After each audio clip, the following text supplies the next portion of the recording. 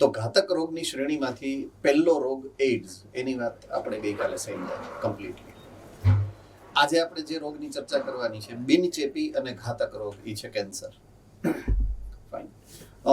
જેટલું ઇમ્પોર્ટન્સ અહીંયા નીટમાં એઇડ્સનું છે એટલું જ કદાચ કેન્સરનું એટલા માટે છે કે કેન્સર પણ એક એવો રોગ છે કે જે સોસાયટીની અંદર આપણી આજુબાજુના જે ગામ વિસ્તાર, સિટી વિસ્તાર કે આપણી આજુબાજુનો સમાજ જે છે, માનવ સમાજ, એમાં પ્રવર્તતો બહુ અગત્યનો તો ન કહેવાય, આમ તો એની કોઈ અગત્યતા તો નથી જ ડેફિનેટલી, પણ મહત્વનો એક રોગ ખરો. કેન્સરની પ્રણાલી પણ આમ જોવા જઈએ તો પ્રતિકારક પ્રણાલી સાથે કોઈક ને કોઈક રીતે આડકતરી રીતે તો સંકળાયેલી છે જ. પણ અહીંયા જે મુખ્ય મુદ્દો આવશે કેન્સરના રોગ માટે જવાબદાર, એ એક અલગ સિદ્ધાંત ઉપર કામ કરે છે. તો કેન્સરની જ્યારે વાત આવશે ત્યારે સૌથી પહેલો મુદ્દો આપણે જે સમજવો પડે એ નિયંત્રણનો મુદ્દો સમજવો પડે. કોઈ પણ ઘટનાક્રમ, કોઈ પણ ક્રિયાવિધિ, એ પછી ધાર્મિક ક્રિયા હોય અથવા તો ચયાપચય હોય, એની અંદર સામાન્ય રીતે કેવું હોય છે કે અમુક એવા કેમિકલ્સ, અમુક એવા રસાયણ છે, અમુક એવા ઉત્સેચકો છે, અમુક એવા અંતઃસ્ત્રાવો છે કે જે એક ક્રિયાવિધિને પ્રેરે છે. અને અમુક રસાયણ એવા છે, અમુક ઉત્સેચક એવા છે, અમુક અંતઃસ્ત્રાવો એવા છે કે જે આ ક્રિયાવિધિને થતી ઓછી કરે છે, અટકાવે છે, રોકે છે. લગભગ 11મા ધોરણના છેલ્લા ચેપ્ટરમાં જ્યારે તમે રાસાયણિક નિયમનની વાત સમજી છે, નિયંત્રણ અને સહનિયમનમાં, તો એમાં એની જે ક્રિયાવિધિ છે એમાં 2 પ્રકારના અંતઃસ્ત્રાવો તમે જોયા છે. અમુક અંતઃસ્ત્રાવો એવા છે એમાં કે જે કોઈ પણ રાસાયણિક ક્રિયા અથવા તો દેહધાર્મિક ક્રિયાનો વેગ વધારે છે. દાખલા તરીકે હું જ્યારે ગ્લુકેગોનની વાત કરીશ તો ગ્લુકેગોનનું કાર્ય એવું છે કે ગ્લાયકોજન જે છે એને તોડી અને ગ્લુકોઝમાં ફેરવી અને રુધિરમાં ગ્લુકોઝનું પ્રમાણ વધારે છે, જો યાદ હોય તો, નહીતર હું રિકોલ તો કરાવું જ છું. સામે ઇન્સ્યુલિનનું કામ એવું છે કે જો રુધિરની અંદર ગ્લુકોઝનું પ્રમાણ વધી ગયું તો રુધિરના ગ્લુકોઝના વધારાના જે અણુઓ છે એને એ ગ્લાયકોજનમાં ફેરવી નાખે. તો એકબીજાથી ઊંધી કામ, એન્ટાગોનિસ્ટિકલી કામ કરે, એકબીજાથી ઊંધું કામ કરે, પૂરક કામ કરે છે. એક વધારે છે, એક ઘટાડે છે. Same way calcitonin, PTH. તો અમુક અંતઃસ્ત્રાવોના આ ઉદાહરણો આપણા માટે જાણીતા છે. એ જ પ્રમાણે ઉત્સેચકીય પ્રક્રિયાઓ છે, એ જ પ્રમાણે અંતઃસ્ત્રાવી પ્રક્રિયાઓ છે, એ જ પ્રમાણે રાસાયણિક પ્રક્રિયાઓનો દર છે. તો 2 રીતે થાય છે. તો એમાં ઘટાડવાનું અથવા તો રોકવાની જે મુદ્દો છે એને આપણે નિયંત્રણ કહીએ છીએ. બરાબર છે? નિયંત્રણનો અર્થ સમજાયો છે મેં તમને અત્યારે. ભુજ સેન્ટરમાં કોઈ ઇસ્યુ છે?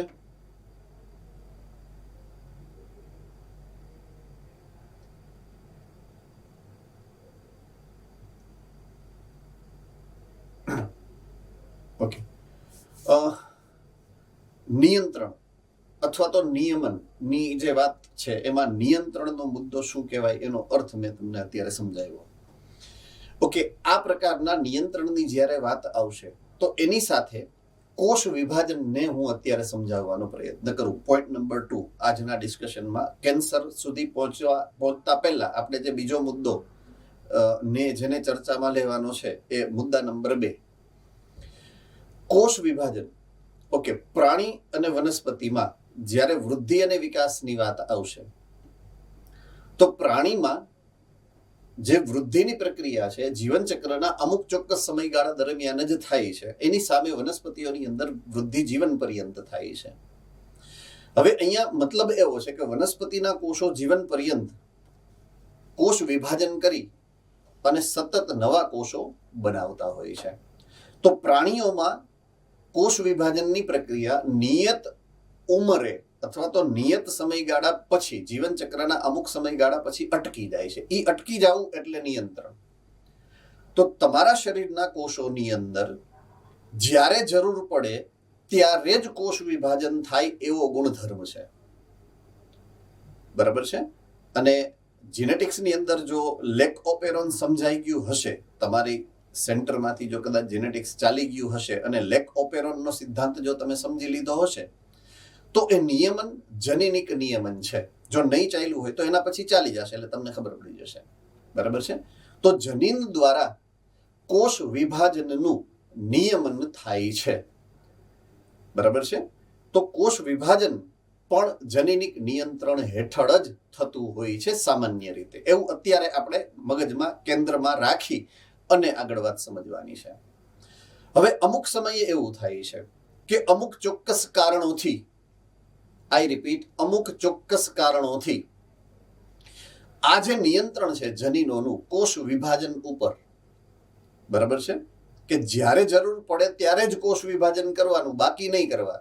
મીન્સ હાથને હથિયાર ચલાના છોડા હે, ભૂલે નહીં હે. અમારા કોષ એવા છે આપણા બધા, તો એને આવડે જ છે કોષ વિભાજન કરવાનું. પણ એનો મતલબ એવો નથી કે એ આખો દી કોષ વિભાજન જ કરી રાખે છે. નહીં, જરૂર પડશે ત્યારે જ એ કોષ વિભાજન કરશે.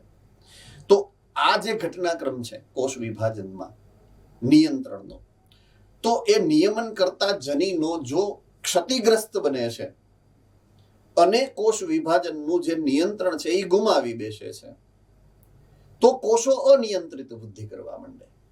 બરાબર છે. અને જ્યારે કોષો અનિયંત્રિત વૃદ્ધિ કરે તો એ કોષો ઝડપથી વિભાજન પામે. બીજું, એના વિભેદનનો સમય એને નો રહે. જેટલી સ્પીડમાં એ વિભાજન પામે એનાથી ઓછી સ્પીડમાં એ વિભેદન કરે. એટલે સતત મોટા પ્રમાણમાં કોષોનો જથ્થો ઉત્પન્ન થાય અને એને પરિણામે જે અંગની અંદર આ સમસ્યા થઈ હોય એ અંગની અંદર ગાંઠનું નિર્માણ થાય. તો કેન્સરની શરૂઆતનું જે લક્ષણ છે એ ગાંઠ પેશીનું નિર્માણ થવાનું છે. જ્યારે ગાંઠ થાય ત્યારે જે XYZ જે બી ઓર્ગન, જે બી અંગમાં કે પેશીમાં આ પ્રકારની ઘટનાક્રમ બનશે તો અહીંયા ગાંઠ પેશીનું નિર્માણ થશે. હવે ગાંઠ ક્યારે બને છે? જ્યારે એ કોષો પોતાનું કોષ વિભાજનનું નિયંત્રણ ગુમાવે છે ત્યારે. બરાબર છે. તો આ જે ઘટનાક્રમ છે એ ઘટનાક્રમને આપણે હવે આ જે અનિયમિતતા છે એ અનિયમિતતાને હવે આપણે કેન્સર કહીશું. બરાબર છે. તો આપણા શરીરની અંદર કોષીય વૃદ્ધિ અને વિભેદન એ પ્રક્રિયા એકદમ ઉચ્ચ કક્ષાએ નિયમિત અને નિયંત્રિત હોય છે. જ્યાંથી મેં મુદ્દો સમજાવવાની શરૂઆત કરી હતી એ કેન્સરના કોષોની અંદર આ પ્રકારના નિયંત્રણની પ્રક્રિયા, એટલે કે નિયંત્રણ જે આપણે સમજ્યા છીએ એ નથી થતું, તૂટી જાય છે નિયંત્રણ. બરાબર છે. સામાન્ય કોષો સંપર્ક નિષેધનો ગુણધર્મ ધરાવે છે. ઇમ્પોર્ટન્ટ ટર્મિનોલોજી છે, યાદ રાખવાની છે, સમજવાની છે. હું સમજાવું છું. સંપર્ક નિષેધ, કોન્ટેક્ટ ઇન્હિબિશન. ઓકે, એટલે શું થાય? તો આ સંપર્ક નિષેધના ગુણને કારણે બીજી પેશીઓ સાથેનો એનો સંપર્ક તેમની અનિયંત્રિત વૃદ્ધિને અવરોધે છે. બરાબર છે. આનો મતલબ શું થાય? દાખલા તરીકે તમારે બિહેવિયર એટલે કે વર્તણૂકમાં સામાન્ય ગુણધર્મ તમારી ઉંમરના પ્રમાણે તમે ચંચળ સ્વભાવના હો, એ સ્વાભાવિક છે. બરાબર છે. તમને વાત કરવી ગમે, તમને તોફાન કરવા ગમે, તમને ફરવું ગમે, તમને મસ્તી કરવી ગમે, તો એ તમારા ઉંમરને હિસાબે તમારો સ્વભાવ છે. પણ તમને એ પણ ખબર છે સાથે સાથ કે તમારે ભણવું પણ એટલું જરૂરી છે. બરાબર છે. તો અહીંયા બે કેરેક્ટરિસ્ટિક ફીચર ભેગા થાય જ છે, બે લક્ષણો ભેગા થયા જ છે તમારી અંદર. તો તમે ભણો છો એ પાકું જ છે, કેરફુલી ભણો છો એ પાકું છે, પણ જ્યારે જ્યારે ચાન્સ મળે ત્યારે આપણે મસ્તી કરી લઈએ છીએ, એ પણ આપણો સ્વભાવ જ છે. બરાબર છે. તો મસ્તી ક્યારે નથી થતી અને મસ્તી ક્યારે થાય છે? સે ફોર એક્ઝામ્પલ કે દાખલા તરીકે ક્લાસની અંદર કોઈ સુપરવાઇઝર છે, ટીચર છે, સે ફોર એક્ઝામ્પલ, તો એ સમયે આપણે પ્રમાણમાં મસ્તી ના કરીએ કારણ કે ખીજાય. બસ આ જ છે કે જ્યારે પેશીની અંદર કેટલાય બધા કોષો એકી સાથે બેઠા હોય ને, તો એક કોષ બીજા કોષની સાથે સંપર્કમાં છે, એક પેશી બીજી પેશીની સાથે સંપર્કમાં છે. એ સંપર્કને કારણે એ એકબીજાની ઉપર વોચ રાખે છે, એકબીજાને ઉપર ધ્યાન રાખે છે. બરાબર છે? અને એ એકબીજાને કહે છે કે ભાઈ ધ્યાન રાખજો, વિભાજન કરવાનું નથી. તો સંપર્કને કારણે કોષ વિભાજન ન થવા દે, એકબીજા ઉપર ધ્યાન રાખે. આપણે ન કઈ એકાદો જણો બાયણાની બાજુમાં ડોરની બાજુમાં બેઠો હોય અને અંદર બધા મસ્તી કરતા હોય અને ઓલો જોઈ જાય કે ટીચર આવે છે, એટલે આપણે કેવું કઈ સર આવે છે, બસ એક્ઝેક્ટલી. તો કોષો અથવા તો પેશીઓ એકબીજાને સંદેશો આપતા હોય કે નહીં, વિભાજન નથી કરવાનું, વિભાજન બંધ કરી દો. એમ નજીકની પેશી હોય, નજીકના કોષો હોય, એ ગુણધર્મ છે ને એને સંપર્ક નિષેધનો ગુણધર્મ કહેવાય. આ બહુ ઇમ્પોર્ટન્ટ ટર્મિનોલોજી છે, યાદ રાખવાની છે, સંપર્ક નિષેધ. બરાબર છે? તો જો કેન્સરગ્રસ્ત થાય એ પેશી કે એ સમૂહ કોષોનો, ત્યારે આ ગુણધર્મ છે એ ગુમાવે છે. તો કેન્સરમાં સંપર્ક નિષેધનો ગુણધર્મ એ કોષો ગુમાવી દે છે. બરાબર છે? જેથી કેન્સર કોષો સતત કોષ વિભાજન પામે, કોષોનો મોટો સમૂહ રચે અને ગાંઠ બનાવે છે. મેં જે સમજાવ્યું. બરાબર છે? આ ગાંઠ બે પ્રકારની છે. કેટલી? બે પ્રકારની ગાંઠ છે. એકને કહેવાય બિનાઇન, બેનિગન નથી, આ બિનાઇન ટ્યુમર કહેવાય. બરાબર છે? એટલે કે સાધ્ય ગાંઠ. બીજું છે મેલિગ્નન્ટ ટ્યુમર અથવા તો અસાધ્ય ગાંઠ. તો બે પ્રકારની ગાંઠ આવશે, એક સાધ્ય ગાંઠ આવશે અને એક અસાધ્ય ગાંઠ આવશે. પ્રાઇમરીલી પ્રાથમિક રીતે જોતા જો શબ્દનો અર્થ કાઢવાનો ટ્રાય કરો તમે, શબ્દનો અર્થ સાધ્ય એટલે જેનું તમે ઈલાજ કરી શકો અને અસાધ્ય એટલે એવા કે જેનો ઈલાજ તમે નહીં કરી શકો. બરાબર છે? બેની વચ્ચેનો ફરક આટલો છે. એક સાધ્ય છે એટલે કે જેનો ઉપચાર શક્ય છે અને એક અસાધ્ય છે જેનો ઉપચાર શક્ય નથી. તો બંનેની એક પછી એક જો ચર્ચા કરીએ તો સૌથી પહેલી વાત આવશે સાધ્ય ગાંઠની, બિનાઇન ટ્યુમર, સાધ્ય ગાંઠ. ઓકે, ગાંઠ બે પ્રકારની છે. એક સામાન્ય ગાંઠ હોય છે અને એક કેન્સરની ગાંઠ હોય છે. ઓકે, આનો એ મુદ્દો નથી, હું જનરલ મુદ્દો ચર્ચામાં લઉં છું. દાખલા તરીકે તમારી ચામડી કે તમારી કોઈ શરીરના ભાગ ઉપર બહારથી જમે આમ સ્પર્શ કરો અને ગાંઠ જેવું દેખાય, તો એ ગાંઠ થવાના એકમાત્ર કારણ કેન્સર છે એવું તમારે ક્યારેય માનવાનું હોતું નથી. કેન્સર થવાના ગાંઠ થવાના ઘણા બધા અલગ અલગ કારણો હોઈ શકે. ઘણીવાર એવું છે કે તમારા શરીરની પેશીઓની અંદર આંતરિક ઈજા થઈ હોય, આંતરિક ઈજા થઈ જાય. ઘણીવાર આપણે પડ્યા હોય તો સોજી જાય, તો એ સોજો જ છે, એ ગાંઠ જ કહેવાય. એવી રીતના આંતરિક ઈજા થાય તો પણ સોજી જાય, એને ગાંઠ જ કહેવાય. બરાબર છે? પછી તમારા સ્કિન ઉપર ઘણીવાર ફોડલી થાય છે, એ બી ગાંઠ જ કહેવાય એક પ્રકારની. તો એમાંય અનિયંત્રિત વિભાજિત કે વિભેદન પામેલા કોષો જ છે. તો એમાં આ કેન્સરના કોષોની વાત છે. જો કેન્સરના કોષોથી ગાંઠ બને તો એને ટ્યુમર કહેવાય. ટ્યુમર બહુ સાદો સીધો અને સરળ શબ્દ, કોમનલી આપણે યુઝ કરીએ છીએ એવો શબ્દ છે ટ્યુમર.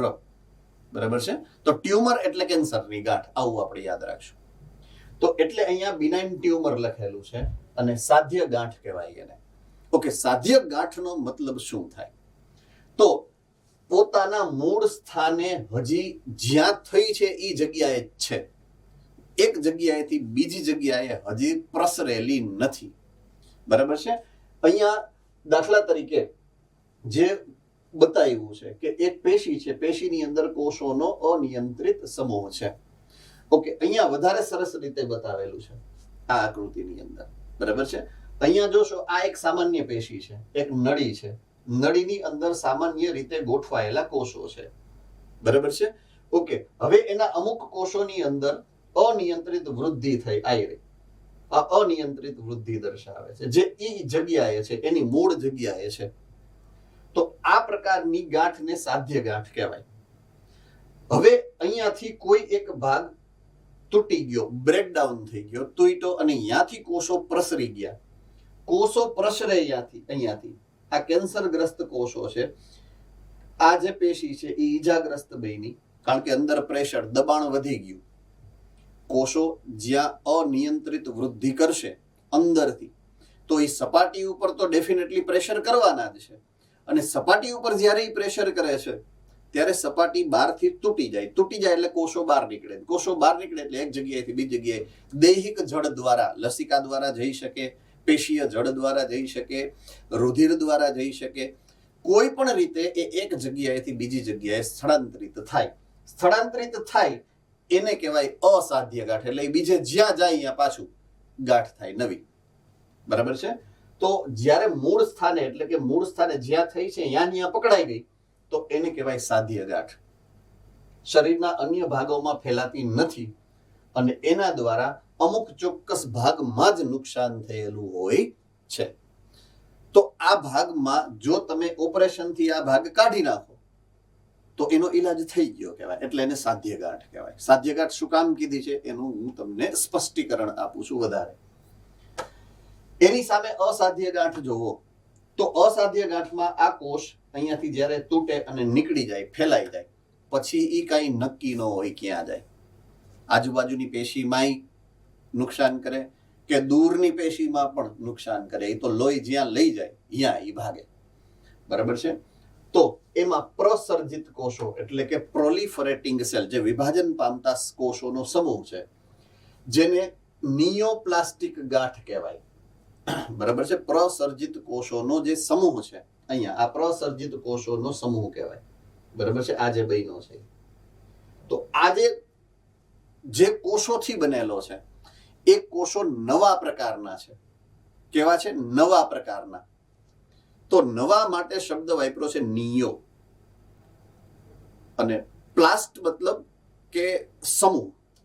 તો નવો સમૂહ, નવા પ્રકારના કોષોનો એટલે નિયોપ્લાસ્ટિક ગાંઠ કહેવાય એને. એ જે ગાંઠ બની એ નિયોપ્લાસ્ટિક ગાંઠ છે. અને એ કોષોને નિયોપ્લાસ્ટિક કોષ પણ કહેવાય અને ગાંઠ કોષો પણ કહેવાય, કારણ કે એનાથી ગાંઠ બની છે એટલે ગાંઠ કોષ પણ કહેવાય. આ કોષો ખૂબ જ ઝડપથી વૃદ્ધિ પામે, આસપાસના કોષો ઉપર હુમલો કરી એને પણ હાનિ પહોંચાડે છે. હવે આ કોષ ઝડપથી વિભાજન પામતા હોવાથી આવશ્યક પોષક દ્રવ્યો માટે સામાન્ય કોષોની સાથે સ્પર્ધા કરી અને આજુબાજુના સામાન્ય કોષોને ભૂખ્યા મારી નાખે. સામાન્ય કોષોને આવશ્યક પોષક તત્વોથી વંચિત રાખે એટલે ઓલા કોષો ઓટોમેટિક ભૂખ્યા મરી જવાના છે. બરાબર છે? આવી ગાંઠ પેશીની અંદર, આ ગાંઠ પેશીની અંદર આવી જ્યારે ઘટના બને, જેટલા વધારે પોષક દ્રવ્યો એ લઈ લે આજુબાજુમાંથી, જેટલા આજુબાજુના કોષોના વધારાના કોષોને મારી નાખે, એટલી એ પેશી નબળી પડી જાય આજુબાજુ, અને અહીંયાથી એ સપાટી તૂટી જશે. તો આવી ગાંઠમાંથી છૂટા પડેલા કોષો રુધિર દ્વારા દૂર સ્થાને પહોંચી અને ત્યાં નવી ગાંઠ બનાવવાની શરૂ કરે છે.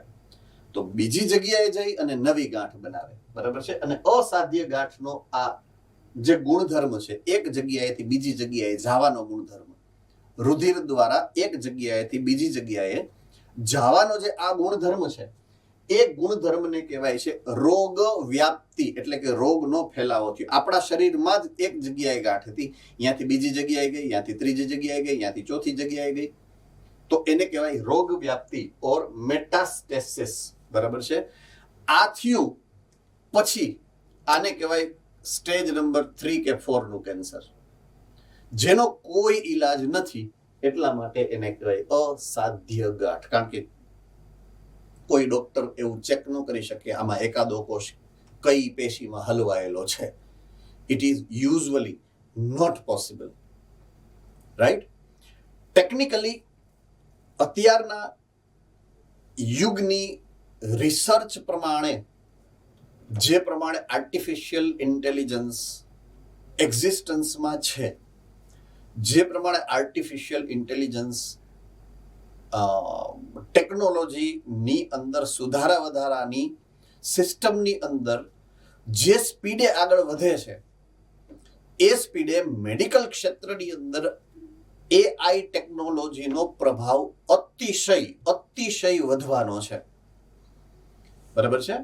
એટલે જ્યારે તમે ટાર્ગેટ કરીને બેઠા છો અત્યારે મેડિકલને, તો હું તમને એવું કહું છું કે જો તમારે ફ્યુચરની અંદર તમારી પ્લેસને સેફ રાખવી છે, વધારે સારી સફળ ડોક્ટર બનવું છે, તો તમારે મેડિકલમાં તો ફરજિયાત તમારે મહેનત કરવી જ પડવાની છે. એની સાથે AI ટેકનોલોજી ઉપર પણ તમારું ફોકસ તમારે ડાયવર્ટ કરવું પડશે. લેટેસ્ટ રિસર્ચ મેં જે વાંચ્યું છે, મેં જે સમજ્યું છે, એકાદ અઠવાડિયા પહેલા જ લગભગ મેં એક કેસ સ્ટડી વાંચ્યો હતો. According to that, within 10 to 20 years, 10 વર્ષની અંદર મેડિકલ સાયન્સની અંદર ડાયગ્નોસિસની ટેકનોલોજી એવી આવશે આર્ટિફિશિયલ ઇન્ટેલિજન્સની કે 10 જણા ડાયાબિટીસ વાળા બન્યા હશે તો 10-10ની દવા અલગ હશે. બરાબર છે. આર્ટિફિશિયલ ઇન્ટેલિજન્સ લોકોના વ્યક્તિગત આખા શરીરના બંધારણને અંદરથી સમજી લેશે. કઈ દવાનો કેટલો ડોઝ એ વ્યક્તિ માટે વધુ સારી રીતે કામ કરી શકે એ AI ડિઝાઇન કરશે. રાઈટ. અને AI એને રિમાઇન્ડર આપી દવા લેવા માટે પ્રેરશે. બધું ચિપ દ્વારા જ થશે. એની વ્યક્તિની અંદર ચિપ ફિટ થઈ જશે. રાઈટ. બધું મોનિટરિંગ AI કરશે. કયા સમયે કઈ દવા લેવી એ AI ડિસાઇડ કરશે. સો 10 વર્ષની અંદર આવી ટેકનોલોજી આવવાની સંભાવના પ્રબળ છે. અને તમને 10 વર્ષ થઈ જશે ડોક્ટર બનતા. પોઈન્ટ સમજો હું જે કહેવા માંગુ છું. જો તમે એ ટેકનોલોજીથી પરિચિત નથી તો જે પરિચિત હશે એનો પહેલો ચાન્સ લાગશે. સો ડુ રિમેમ્બર ધીસ કે તમારી સામે બેવડી ચેલેન્જ છે, ડબલ ચેલેન્જ છે તમારી સામે. સો એક મુદ્દો હતો જે મને ઓચિંતો ધ્યાનમાં આવ્યો એટલે મેં તમારું ધ્યાન દોર્યું એ બાબતે. AI is very important tool right now for each and every sector of this entire skills. જેટલી સ્કિલ છે એમાં AI ટેકનોલોજી ઓલરેડી આવી ગઈ છે, ઇન્ટ્રોડ્યુસ થઈ ગઈ છે. હવે માસ્ટરી આપણે રાખવી પડે જો આપણે એ ફિલ્ડની અંદર આગળ વધવું હોય તો. ઓકે. સો ઇવન કેન્સરની અંદર પણ એની આવવાની સંભાવના એટલી જ થઈ જવાની છે. બરાબર છે. અને એ થવાની જ છે. So not only cancer, not only AIDS, not only diabetes, બધા રોગોની અંદર AI ટેકનોલોજી ક્યાંક ને ક્યાંક કોઈ રીતે તો ઇમ્પ્લાય થવાની જ છે. રાઈટ. ઓકે. હવે વાત છે કેન્સરનો ફેલાવો કરતા કારકો અથવા તો ઘટકો જેના દ્વારા કેન્સર ફેલાય છે. એલર્જી ફેલાય એને આપણે એલર્જી પ્રેરક કીધા હતા. એ પ્રમાણે કેન્સરનો ફેલાવો કરે એવા ઘટકોને કેન્સરજન કહેવાય. Yes yes. ફરીથી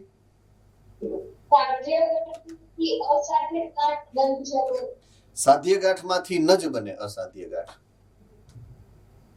બરાબર છે. ઓકે. જ્યારે સે ફોર એક્ઝામ્પલ કોઈ એક પેશી છે, એ પેશીના કોષો સામાન્ય રીતે નિયંત્રિત જ છે. એ જ્યારે નિયંત્રણ ગુમાવે અને પહેલી જે ગાંઠ બનશે એ સાધ્ય ગાંઠ હશે. હવે જો ખબર ન પડી, આપણને આપણા શરીરને ખબર ન પડી, આપણે ડોક્ટર પાસે ગયા, ડોક્ટરને ખબર ના પડી, તો એ પેશીની જેટલી જગ્યા હશે, પોલાણ હશે, ત્યાં સુધી એ કોષોને સમાવી શકશે. પછી તો અંદર પ્રેશર, દબાણ થશે વિભાજન પામતા કોષોનું, સ્પર્ધા થશે એટલે આજુબાજુના કોષોને વીક પાડી નાખશે. એટલે પછી ત્યાંથી એ સપાટી તૂટે, બ્રેકડાઉન થાય અને ફેલાય. એટલે એ સાધ્ય ગાંઠ હતી એ અસાધ્ય ગાંઠમાં રૂપાંતરિત થઈ. એટલે એ સ્ટેજ છે, ક્રમિક એના સ્ટેપ્સ છે. પહેલા સામાન્ય પેશી હોય, પછી એ પેશી સાધ્ય ગાંઠમાં રૂપાંતરિત થાય અને એ જ પેશી પછીના સ્ટેજમાં અસાધ્ય ગાંઠમાં રૂપાંતરિત થાય. એટલે યુઝ્યુઅલી જ્યારે આપણે ડિટેક્શન કરાવતા હોઈએ, ડાયગ્નોસ કરાવીએ છીએ, અને જો કેન્સર હોય તો ડોક્ટર એમ કહી દે કે આ હજી ફર્સ્ટ સ્ટેજનું કેન્સર છે, એટલે લગભગ એની ઉપચાર થઈ શકે. ફર્સ્ટ સ્ટેપનું એટલે સાધ્ય ગાંઠ એટલે ઉપચાર શક્ય છે એમ. પછી એમ કે ને કે આગળના સ્ટેજમાં સેકન્ડ કે થર્ડ માં વયું ગયું એટલે પૂરું થઈ ગયું, અસાધ્ય ગાંઠમાં વયું ગયું છે. પછી એનો ઉપચાર સામાન્ય રીતે થઈ શકતો નથી. બરાબર છે. ઓકે. તો કેન્સર ફેલાવતા કારકોને આપણે કહીએ છીએ કેન્સરજન. અથવા તો કાર્સિનોજેનિક ફેક્ટર્સ અંગ્રેજીની અંદર, બરાબર છે. કેન્સર ફેલાવતા કારકો 3 પ્રકારના છે. એક છે ભૌતિક કારકો, એક છે રાસાયણિક કારકો, એક છે જૈવિક કારકો. તો ભૌતિક કારકોની અંદર આવશે ફિઝિક્સની હારે જોડાયેલા વિકિરણો બધા, બરાબર છે. એક્સ વિકિરણો, ગામા વિકિરણો, આયનિક વિકિરણો જે અને યુવી જેવા બિન આયનિક કિરણો ડીએનએ ને સીધા અસર કરે છે. ડીએનએ ને અસર કરે એટલે બધાય ડીએનએ ને અસર કરે ત્યાં સુધી વાંધો નથી, પણ ઓલા નિયંત્રક જનીનના ડીએનએ ને જ્યારે અસર કરે તો નિયંત્રણ ગુમાવી દેશે કોષ વિભાજનનું, તો ત્યારે કેન્સર થાય છે, બરાબર છે. તો જ્યારે આ પ્રકારના આયનોનો પ્રભાવ આપણા શરીરમાં વધી જાય, વારંવાર ઉપયોગ થતો હોય ત્યારની વાત છે. એકાદી વાર એક્સરે પડાયો હોય એટલે કેન્સર થાય એવું નથી, પણ એક્સરે નો ઉપયોગ વારંવાર થતો હોય તો આ શક્યતાઓ વધી જાય. તો આવા વિકિરણો બિન આયનિક કે આયનિક, આયનિકના ઉદાહરણમાં કોણ કોણ છે? 2 પ્રકારના વિકિરણો છે અહીંયા ઉદાહરણમાં આપેલા. આયનિકમાં કોણ છે? એક્સરે, ગામા રે, બરાબર છે. અને બિન આયનિકના ઉદાહરણમાં કોણ છે? યુવી. એટલે તમારે અહીંયા પણ એક વર્ગીકરણ આપેલું છે ઇનડાયરેક્ટ. જે વિકિરણોનો ઉપયોગ થવાનો છે એમાં બિન આયનિકનું ઉદાહરણ એક છે યુવી, અને આયનિકના ઉદાહરણમાં એક્સરે અને ગામા રે 2 છે, જેની અસર થઈ અને કેન્સર થઈ શકે, કારણ કે એ સીધા અસર કરશે જીન ઉપર, એટલે કે ડીએનએ ઉપર. તો નિયંત્રક જનીન ઉપર અસર કરે એટલે નિયંત્રણ ગુમાવી દેશે, બરાબર છે. ઓકે, બીજું છે રાસાયણિક કારકો. એવા રસાયણો કે જેના દ્વારા આપણા શરીરની અંદર કેન્સર થઈ શકે. તો તમાકુના ધુમાડામાં રહેલ રાસાયણિક કેન્સરજન પદાર્થ, તમાકુમાં કોણ હોય? નિકોટીન, બરાબર છે. ફેફસાની અંદર કેન્સર થવા માટે મુખ્ય રીતે જવાબદાર હોઈ શકે છે. આવા ઘણાય છે. વિનાઇલ ક્લોરાઇડ છે, કેફીન છે, નિકોટીન છે, મસ્ટર્ડ ગેસ છે વગેરે. તો કેટલા બધા એવા રસાયણો છે કે જેનો ધુમાડો અથવા તો એની જેને કહેવાય ને ફ્યુમ, તો એ જ્યારે તમારા શરીરની અંદર જાય છે ત્યારે એ કેન્સરજન તરીકે વર્તે છે અને કેન્સર પ્રેરે છે. ઓકે, એ જ પ્રમાણે જૈવિક કારકો. તો અમુક વખતે અમુક જૈવિક ક્રિયાવિધિઓ દ્વારા કેન્સર થઈ શકે છે. સજીવ દ્વારા થાય છે એવું નથી, જૈવિક ક્રિયા દ્વારા થાય છે. Mind it very well. આ શબ્દને મિસગાઈડ નહીં કરીએ આપણે, બરાબર છે. એક ચોક્કસ પ્રકારના વાયરસ છે, જે વાયરસ જો તમારા શરીરના ચોક્કસ કોષોની અંદર ઘૂઈશું તો એના કોષ વિભાજન કરતા જનીનની સાથે એ પોતાનું જનીન જોડે, એટલે તમારા કોષ વિભાજનના નિયંત્રકનું જે જનીન છે એને તોડી નાખે. તમારા કોષના કોષ વિભાજનના નિયંત્રણ કરતું જનીન તોડ્યું એટલે એનું અનિયંત્રિત વિભાજન થવાનું શરૂ થઈ જાય. તો આવા વાયરસને કેન્સર પ્રેરતા વાયરસ અથવા તો ઓન્કો વાયરસ કહેવાય. ઓન્કોલોજી એટલે કેન્સરનું સ્ટડી, બરાબર છે. તો આ ઓન્કો વાયરસ જે છે એ ઓન્કો વાયરસ પ્રકારના વાયરસ જો તમારા શરીરમાં ઘૂસે તો આપણા સામાન્ય કોષો જે નિયંત્રિત વિભાજન કરે છે એના જનીનને તોડે છે, એટલે એ કોષો અનિયંત્રિત વિભાજન કરવાનું શરૂ કરે. તો સામાન્ય કોષોને એ કેન્સરના કોષોમાં રૂપાંતરિત કરી દે છે, બરાબર છે. તો આવા વાયરસના ઉદાહરણને અહીંયા રાખ્યું છે. તો પહેલું છે કેન્સર પ્રેરતા વાયરસ, જે ઓન્કોજેનિક વાયરસ કહેવાય, અને તેના જનીનને વાયરલ ઓન્કોજીન્સ કહેવાય. ઓન્કોજીન, ઓલા ઓન્કોજેનિક વાયરસ અને એનું જનીન હોય એને ઓન્કોજીન્સ કહેવાય. ઓકે, બીજું ઉદાહરણ છે તો એ આપણા સામાન્ય કોષોની કોષીય ઓન્કોજીન અથવા તો પ્રોટો ઓન્કોજીન્સ આવેલા હોય છે. આપણા શરીરની અંદર પણ એવા જનીનો છે, આપણા શરીરની અંદર પણ એવા જનીનો છે કે જે ઓલા જનીન છે, નિયંત્રક જનીન, બરાબર છે, એને એનું નિયંત્રણ ગુમાવવા માટે જનીનનું નિયંત્રણ જનીન દ્વારા થતું હોય, બરાબર છે. તો એક જનીનનું નિયંત્રણ બીજા જનીન દ્વારા થતું હોય, તો એ જનીન જ્યારે વિક્ષેપિત થાય તો પણ ઓલા જનીનનું નિયંત્રણ ગુમાવી દેવાની વાત છે. એટલે આ ઘટનાને આ રીતે સમજવાનું છે. તો આપણા શરીરની અંદર જે છે ને એને કહેવાય પ્રોટો ઓન્કોજીન. ઓન્કોજીનનો મતલબ શું થાય? ઓન્કોજીનનો મતલબ કે કેન્સર વાળું જનીન, એને ઓન્કોજીન કહેવાય. જો અહીંયા હતું કેન્સર પ્રેરતા વાયરસને કહેવાય ઓન્કોજેનિક વાયરસ, હવે ઈ વાયરસનું જે જનીન છે એને નામ આપ્યું આપણે ઓન્કોજીન્સ, એટલે કે ઓન્કોજનીન. તો ઓન્કોજીન તો આપણી અંદર છે, આપણા સામાન્ય કોષોની અંદર ઓન્કોજીન છે, પણ એ ઓન્કોજીન કેવું હોય? પૂર્વ અવસ્થામાં હોય, સક્રિય નથી, નિષ્ક્રિય છે. જો નિષ્ક્રિય હોય તો એની આગળ શબ્દ લાગે પ્રોટો. તો આપણા શરીરમાં પ્રોટો ઓન્કોજીન્સ છે. તો એ પ્રોટો ઓન્કોજીન જે નિષ્ક્રિય છે, જો એ સક્રિય બની ગયું તો એ ઓન્કોજીન બની જશે. બરાબર છે? તો એને કોઈ પણ રીતે જગાડવાનો નહીં. એ નિષ્ક્રિય છે એને નિષ્ક્રિય રાખવાનો. જો એ જાગે તો પણ આપણા શરીરમાં કેન્સર થઈ શકે. તો એ તો જૈવિક, આપણી પોતાની સજીવ જૈવિક ક્રિયા છે, જૈવિક ક્રિયા દ્વારા થાય છે. એટલે એવા બે ઉદાહરણો અહીંયા આપેલા છે. એક ઓન્કો વાયરસનું જે ઓન્કોજીન ધરાવે, અને બીજું આપણા પોતાના કોષની, આપણા પોતાના જીનોમના પ્રોટો ઓન્કોજીન. આ બે ઉદાહરણ અહીંયા આપેલા છે. બરાબર છે? તો કોઈ ચોક્કસ પરિસ્થિતિમાં તો એ જો સક્રિય થાય તો સામાન્ય કોષોને ઈજાગ્રસ્ત કોષોમાં અથવા તો કેન્સરગ્રસ્ત કોષોમાં ફેરવી શકતા હોય છે. તો જો બહારથી આવે વાયરસ, બરાબર છે, તો એની અંદર ઓન્કોજીન્સ હોય, અને આપણા જ શરીરના કોષો દ્વારા થાય તો એ પ્રોટો ઓન્કોજીન દ્વારા થાય. તો એની જૈવિક ક્રિયાવિધિ દ્વારા થતું હોય એટલે એને જૈવિક કારકો કહેવાય. તો આવા 3 કારકોની યાદી તમારી સામે અહીંયા મૂકેલી છે. ઓકે, હવે એની વાત આવશે. જો કેન્સર થયું છે તો એને તમે ચકાસણી કઈ રીતે કરી શકો, અને જો ચકાસણી થઈ ગયા પછી એનું નિદાન કઈ રીતે થાય. બરાબર છે? ચકાસણી એટલે બહુ સામાન્ય રીતે તમે ડોક્ટર પાસે જાઓ એટલે કયો કે ભાઈ મને ગાંઠ થઈ છે, એટલે ડોક્ટર જોવે, આમ અડે અને ચેક કરે, અને પછી એમ કે કાંઈ ચિંતા જેવું નથી, સામાન્ય સાદી ગાંઠ છે, કારણ કે એને અંદાજે ખબર પડી જાય છે. બરાબર? તો એ બાહ્ય નિદાન છે, બાહ્ય ચકાસણી છે. પછી તમે અઠવાડિયા પછી પાછા જાઓ, સાહેબ તમે તો કીધું કે આ કાંઈ નથી, પણ જોવો તો ખરા વધારે વધતું જાય છે. પછી ડોક્ટરને શંકા જાય, પોઈન્ટ સમજો. પછી ડોક્ટરને એમ થાય કે આપણે જેને સામાન્ય વસ્તુ ગણી હતી એ સામાન્ય હકીકતમાં છે નહીં. પછી ચેક કરાવવા બહાર મોકલે. એ જે બહાર મોકલે એ નિદાન કહેવાય. પહેલા સામાન્ય ચકાસણી થાય અને પછી નિદાન, એટલે 2 સ્ટેપની પ્રક્રિયા છે. એટલે ચકાસણી અને નિદાનની જે વાત છે એમાં એની અલગ અલગ ક્રિયાવિધિ છે કે જ્યારે તમે ચકાસણી કરી તો ડોક્ટર જ કરશે, પણ નિદાનની જ્યારે વાત આવશે, નિદાન ડોક્ટર અલ્ટિમેટલી અમુક ચોક્કસ પ્રકારની કસોટીઓ પછી જ એનું નિદાન કરી શકે.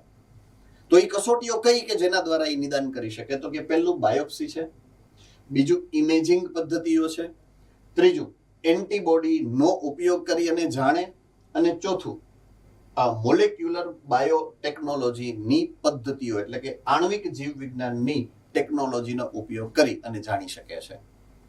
તો 1 by 1 એક પછી એક બધી પદ્ધતિઓની વાત કરીએ આપણે. તો નિદાન કરવાની પહેલી પદ્ધતિ જે છે બાયોપ્સી.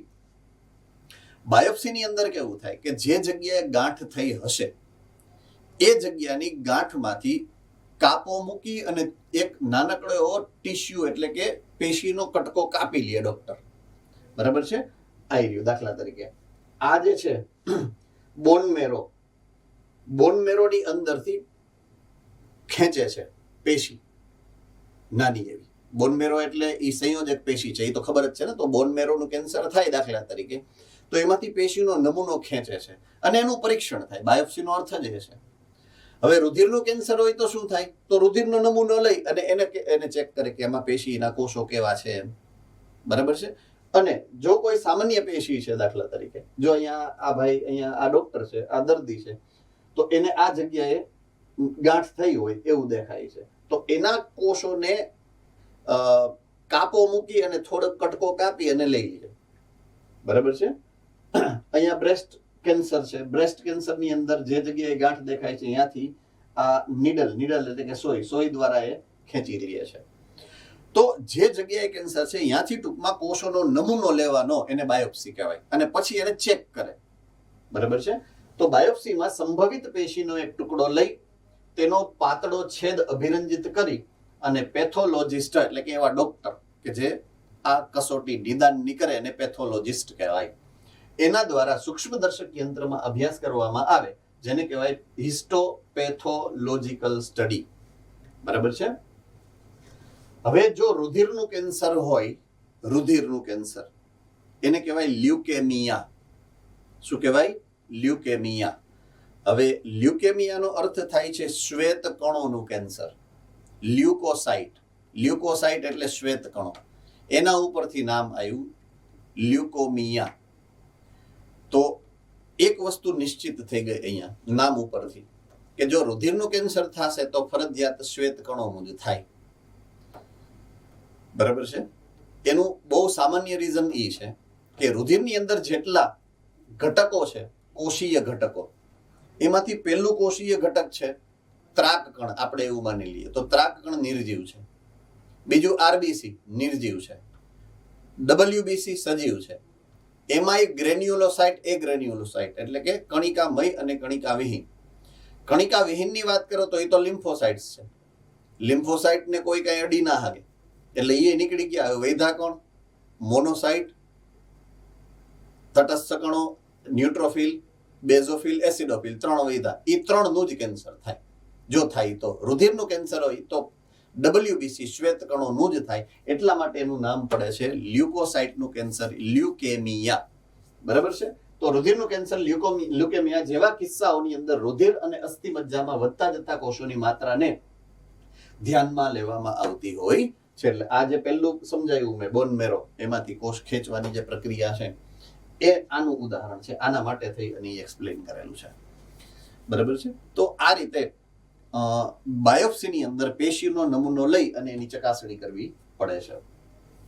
હવે બીજું છે ઇમેજિંગ ટેકનોલોજી. ઇમેજિંગ ટેકનોલોજીમાં રેડિયેશન એટલે કે વિકિરણોનો ઉપયોગ કરી અને તમારા શરીરની અંદર દ્વિપરિમાણીય, ત્રિપરિમાણીય, અત્યારે તો ઇવન 7D સુધીની ટેકનોલોજી આવી ગઈ છે. અલગ અલગ પરિમાણથી એ અંદરના અંગોની અંદર થતા ફેરફારો ઇમેજ એટલે કે ફોટોગ્રાફી દ્વારા એ સ્ક્રીનની ઉપર લઈ અને જાણી શકે છે કે અંદર શું છે. એને ઇમેજિંગ કહેવાય. બરાબર છે? તો ઇમેજિંગના અહીંયા 3 ઉદાહરણો રજૂ કરેલા. 3 પ્રકારની ઇમેજિંગ ટેકનોલોજી આની અંદર સામાન્ય રીતે ઉપયોગમાં લેવાતી હોય છે. પહેલું નોર્મલ રેડિયોગ્રાફી એટલે કે એક્સરે વાળી એક્સરે ટેકનોલોજી, જે આ પહેલું ઉદાહરણ અહીંયા પૂછે. આપણે બધાને ખબર છે એક્સરે શું છે. તો એને કહેવાય રેડિયોગ્રાફી. તો શરીરના આંતરિક અંગોના કેન્સરની ચકાસણી માટે જ્યારે તમે એક્સરેનો, એક્સ કિરણોનો ઉપયોગ કરો તો એ ટેકનોલોજીને કહેવામાં આવે છે રેડિયોગ્રાફી. બરાબર છે? બીજું છે સીટી સ્કેન. બહુ કોમન વસ્તુ છે આપણા માટે. અત્યારના સમયમાં સીટી સ્કેન એટલે લગભગ બધાને ખબર જ હોય. રાઈટ? એનું આખું નામ છે કોમ્પ્યુટેડ ટોમોગ્રાફી. આઈ રિપીટ, એનું આખું નામ છે કોમ્પ્યુટેડ ટોમોગ્રાફી. એમાં એક્સરેનો ઉપયોગ કોઈ એક અથવા તો એકથી વધુ અવયવની આંતરિક રચનાનો અભ્યાસ કરવા માટે એનું 3D, ત્રિપરિમાણીય ચિત્ર રજૂ કરવામાં આવે. તો સીટી સ્કેન ઉપયોગમાં લે છે એક્સરેને જ, પણ રેડિયોગ્રાફી છે એ દ્વિપરિમાણીય ચિત્ર આપશે અને સીટી સ્કેન છે એનું ત્રિપરિમાણીય ચિત્ર આપશે. આટલો ફરક છે. એટલે સીટી સ્કેન મશીનની અંદર તમને હુડાવીને આખા અંદર જવા દે. બરાબર છે? આ સીટી સ્કેનનું મશીન છે. એની અંદર તમને સીધા અંદર જવા દે અને ચારે બાજુથી એક્સરે જે છે તમારા શરીરમાં જતા હોય. એટલે આખો 3D મેપિંગ તમારા શરીરનું થઈ શકે. બરાબર છે? અને ત્રીજું છે મોસ્ટ કોમન MRI સ્કેન. MRIમાં મેગ્નેટિક રેઝોનન્સ ઇમેજિંગ કહેવાય. MRI, magnetic resonance imaging. તો અહીંયા ચુંબકીય ક્ષેત્રનો ઉપયોગ થાય છે, એક્સરેનો નહીં. બીકોઝ આપણને ખબર છે કે એક્સરે પોતે જ કેન્સર માટે જવાબદાર છે. અન્ડરસ્ટુડ? તો એક્સરેનો ઉપયોગ ન કરી અને અહીંયા ચુંબકીય ક્ષેત્રનો ઉપયોગ કર્યો છે. સેમ 3D અંદરની આંતરિક રચનાને સમજવા માટે, ત્રિપરિમાણીય પિક્ચર મેળવવા માટે અને ઇવન જીવંત પેશીને પણ તમે જોઈ શકો. જે પણ જીવંત ફેરફારો થતા હોય આપણા શરીરની અંદર એ બધા જ તમે MRI થી જોઈ શકો. બરાબર છે? તો તેમાં તીવ્ર ચુંબકીય ક્ષેત્ર અને બિન આયનિક, એક્સરે છે આયનિક છે, બિન આયનિક કિરણો વાપરી અને જીવંત પેશીમાં થતા પેથોલોજીકલ અને દેહધાર્મિક ફેરફારો તમે લાઈવ જાણી શકો છો કે કઈ પ્રકારના ફેરફાર જીવંત પેશીની અંદર થાય છે. બરાબર છે. તો આ 3 પ્રકારની ઇમેજિંગ ટેકનોલોજી આ કેન્સરના ડિટેક્શન એટલે કે નિદાન માટે થઈ અને સામાન્ય રીતે વપરાતી હોય છે. ઓકે, એન્ટીબોડી નો જે ઉપયોગ છે એના વડે પણ આપણે આ ઇમેજિંગ જે ટેકનોલોજી છે એની બદલે જે છે એ તમે એનો યુઝ કરી શકો અને નિદાન જે છે એ કરી શકો છો. બરાબર છે. ઓકે, હવે નિદાન કરવાની જે આ ત્રીજી ટેકનોલોજી છે કે જે એન્ટીબોડીના ઉપયોગ, તો એનો એક સિમ્પલ લોજિકલ એક્ઝામ્પલ તમને એલાઇઝા ટેસ્ટ તરીકે એઇડ્સમાં સમજાવેલું હતું કે જે એન્ટીબોડી એન્ટીજન રિએક્શનની ટેકનોલોજી માટે વપરાતો હોય છે. તો અમુક નિશ્ચિત કેન્સરના પરીક્ષણ માટે કેન્સર નિર્દિષ્ટ પ્રતિજન એટલે કે કેન્સર સ્પેસિફિક એન્ટીજન, એવા એન્ટીજન વિશિષ્ટ રીતે ડોક્ટર્સ અને વૈજ્ઞાનિકો દ્વારા વિકસાવેલા છે કે જે કેન્સરના કોષોને તરત જ ઓળખી લે છે. બરાબર છે. તો કેન્સર સ્પેસિફિક એન્ટીજન, બરાબર છે, એને ઓળખી લે એટલે આપણે બનાવી છે એન્ટીબોડી, વૈજ્ઞાનિકોએ બનાવી છે એન્ટીબોડી અને કેન્સરના એન્ટીજનને તરત જ ઓળખી લે. બરાબર છે. એટલે એન્ટીજન એન્ટીબોડી રિએક્શન પેશીના નમૂનાને લઈ અને એમાં જ્યારે એન્ટીબોડી તમે દાખલ કરો અને એન્ટીજન એન્ટીબોડી રિએક્શન જો થાય તો એ પેશીની અંદર કેન્સરના કોષો છે એવું આપણે સાબિત કરી શકીએ છીએ. બરાબર છે. તો એન્ટીબોડી એટલે કે પ્રતિદ્રવ્યોનો ઉપયોગ થાય. કોની સામે થાય? તો કે કેન્સરના નિર્દિષ્ટ પ્રતિજન સામે. બરાબર છે. એટલે આપણે વૈજ્ઞાનિકોએ બનાવેલા છે એન્ટીબોડી અને કેન્સરના કોષોની પેશી જેનું પરીક્ષણ કરવાનું છે એમાં તમે એ નાખો એટલે એન્ટીજન એન્ટીબોડી રિએક્શન થશે. બરાબર છે. તો એનો ઉપયોગ થાય તો એન્ટીબોડીના ઉપયોગ વડે તમે નિદાન કરી શકવા માટે સક્ષમ બની શકો. ઓકે, છેલ્લું છે મોલેક્યુલર બાયોલોજીનો ઉપયોગ, આણ્વિક જીવવિજ્ઞાનની ટેકનોલોજીનો ઉપયોગ. હવે અહીંયા વિશિષ્ટ રીતે જો આનુવંશિક રીતે થતા અથવા તો જનીનિક કેન્સર હશે તો એના નિદાન માટે જનીનનું પરીક્ષણ કરવું પડે અને જનીનનું પરીક્ષણ કરવા માટે આ ક્રિયાવિધિ ઇમ્પોર્ટન્ટ છે. એટલે વારસાગત રીતે જો કેન્સર મળવાનું છે ત્યારે હવે આપણને કેમ ખબર પડે આપણે વારસાગત લક્ષણમાં કેન્સર મળશે કે નહીં? તો એના માટે થઈ અને વંશાવળી પૃથક્કરણ કરવું પડે. ખબર જ છે કે દાદાને હતું, પપ્પાને છે, તો આપણે આવવાની શક્યતા હોય જ. બરાબર છે. એટલે આપણી પેશીનો નમૂનો લઈ અને એમાં આ પરીક્ષણ કરવું પડે કે આપણામાં ઈ જીન સક્રિય રીતે મળેલું છે કે નહીં. બરાબર છે. તો નિદાન આપણામાં પણ થઈ શકે. મળે જો એવું જરૂરી નથી, પણ મળી શકે એવી શક્યતા તો છે જ. તો આ જનીન જો મળી ગયું તો આ જનીનને બદલીને વ્યક્તિને નિશ્ચિત કેન્સર સામે પૂર્વવત એટલે કે નોર્મલ સામાન્ય કરી શકાય છે. અને કેન્સરને અવરોધવા અથવા તો અટકાવવા માટે આ પ્રક્રિયા ઉપયોગી બની શકતી હોય છે. કેન્સરજનથી સંવેદનશીલ વ્યક્તિઓને તેમનાથી દૂર રહેવું જોઈએ. આ એનો ઉપાય છે, અટકાવવાનો ઉપાય. મને ખબર જ છે, દાખલા તરીકે આણ્વિક નિદાનથી મને ખબર પડી કે મને કેન્સર થવાની શક્યતા છે, તો મારે પછી જેનાથી એ કેન્સર થતું હોય એનાથી તો દૂર રહેવું જ પડે ને. એલર્જી જેવું છે કે આપણને ખબર છે કે આ વ્યક્તિને આ વસ્તુની એલર્જી, તો એ વસ્તુ એ વ્યક્તિને આપવાની જ નથી એમ. એટલે આ નિદાનનો એ ફાયદો આણ્વિક નિદાનનો કે ભાઈ એને ખબર પડી જાય કે તમને ભવિષ્યની અંદર આ પ્રકારના કેન્સર થવાની શક્યતા છે. ઈ કેસમાં એ વ્યક્તિને દાખલા તરીકે ધુવાડાથી થવાનું છે નિકોટિનનું, તો એને તમાકુના ધુવાડાની આજુબાજુમાં જવાનું જ નથી, એટલે એને થવાની શક્યતા ન રહે. એટલે આણ્વિક નિદાનનો ફાયદો એ થાય કે તમને જીનેટિકલી અથવા તો જનીનિક રીતે જો એવી શક્યતા છે કે થવું જોઈએ અથવા તો થશે એવા જનીનો છે તમારામાં, નિદાનને કારણે ખબર પડી, એટલે હવે તમારા માટે એ શક્યતા વધી જાય કે તમારે એવા ઘટનાક્રમથી દૂર રહેવું જોઈએ, એવા કારકોથી દૂર રહેવું જોઈએ કે જેનાથી કેન્સર થતું હોય છે. હા, મુખ્ય મુદ્દો એ જ છે કે તમે એ જનીનોને દૂર કરી દો તો કોઈ ચિંતા જ નથી. પણ point of view is that અહીંયા ઇમ્પોર્ટન્ટ વસ્તુ એ બને કે એ જે અહીંયા લખેલું છે ને કે ભાઈ આ જનીનોને બદલીને વ્યક્તિને નિશ્ચિત કેન્સર સામે નોર્મલ સામાન્ય કરી શકાય. લખ્યું છે એટલી આ પ્રક્રિયા સહેલી નથી. સહેલી કરતા પણ અતિ ખર્ચાળ પ્રક્રિયા છે. એટલે સામાન્ય વ્યક્તિઓ આ પ્રક્રિયામાંથી પસાર થાય એવું જરૂરી નથી. બરાબર છે. જો તમને ઘણી વખત અમુક પ્રકારના છાપાની અંદર અમુક કેસ આવતા હોય કે નાનું એવું છોકરું છે ને એને XYZ જનીનિક બીમારી છે અને એને 2.5 કરોડના 2-3 ઇન્જેક્શન લેવાના થશે અને એટલે બને ત્યાં સુધી મદદ કરો, એટલે બધા લોકો ફાળો આપતા હોય અને એ રીતના 6 કરોડ 7 કરોડનો ખર્ચો થાય. હોય બાળક નાનું, જનીનિક ખામી હોય, તો એ ઇન્જેક્શનની અંદર એવું જ હોય કે ઇન્જેક્શન માર્યા પછી જૂના જનીન અહીંયાથી નીકળી જાય અને નવા જનીન એની જગ્યાએ ફિટ થઈ જાય. એ આ ટેકનોલોજી. પણ એના માટે મેં કીધું એમ અતિ ખર્ચાળ ક્રિયાવિધિ છે. આ 6-7-8 કરોડનો ખર્ચો થાય. એટલે સામાન્ય માણસો આ ક્રિયાવિધિ કરી જ શકે છે એવું નથી. એટલે બને ત્યાં સુધી દૂર રહ્યો એ બીજો ઓપ્શન થાય આપણો. એટલા માટે એ બે મુદ્દા અહીંયા લખેલા છે. રેડી? સો આ રીતે આપણે એક ઘટનાક્રમને જોઈ તો નિદાન માટેની આ 4 પ્રક્રિયાઓ એ અત્યંત મહત્વની બનશે. ઓકે, હવે છે સારવારની વાત. જો કેન્સર છે એવું ડિટેક્ટ થાય છે તોની વાત છે. બરાબર છે? તો કાં તો એ કેન્સર પ્રાથમિક કક્ષાનું હશે, સાધ્ય ગાંઠવાળું હશે, અથવા તો એ છેલ્લી સ્ટેજમાં વયું ગયું હોય, ચોથા 3જા સ્ટેજમાં અસાધ્ય ગાંઠમાં રૂપાંતરિત થઈ ગયું હોય.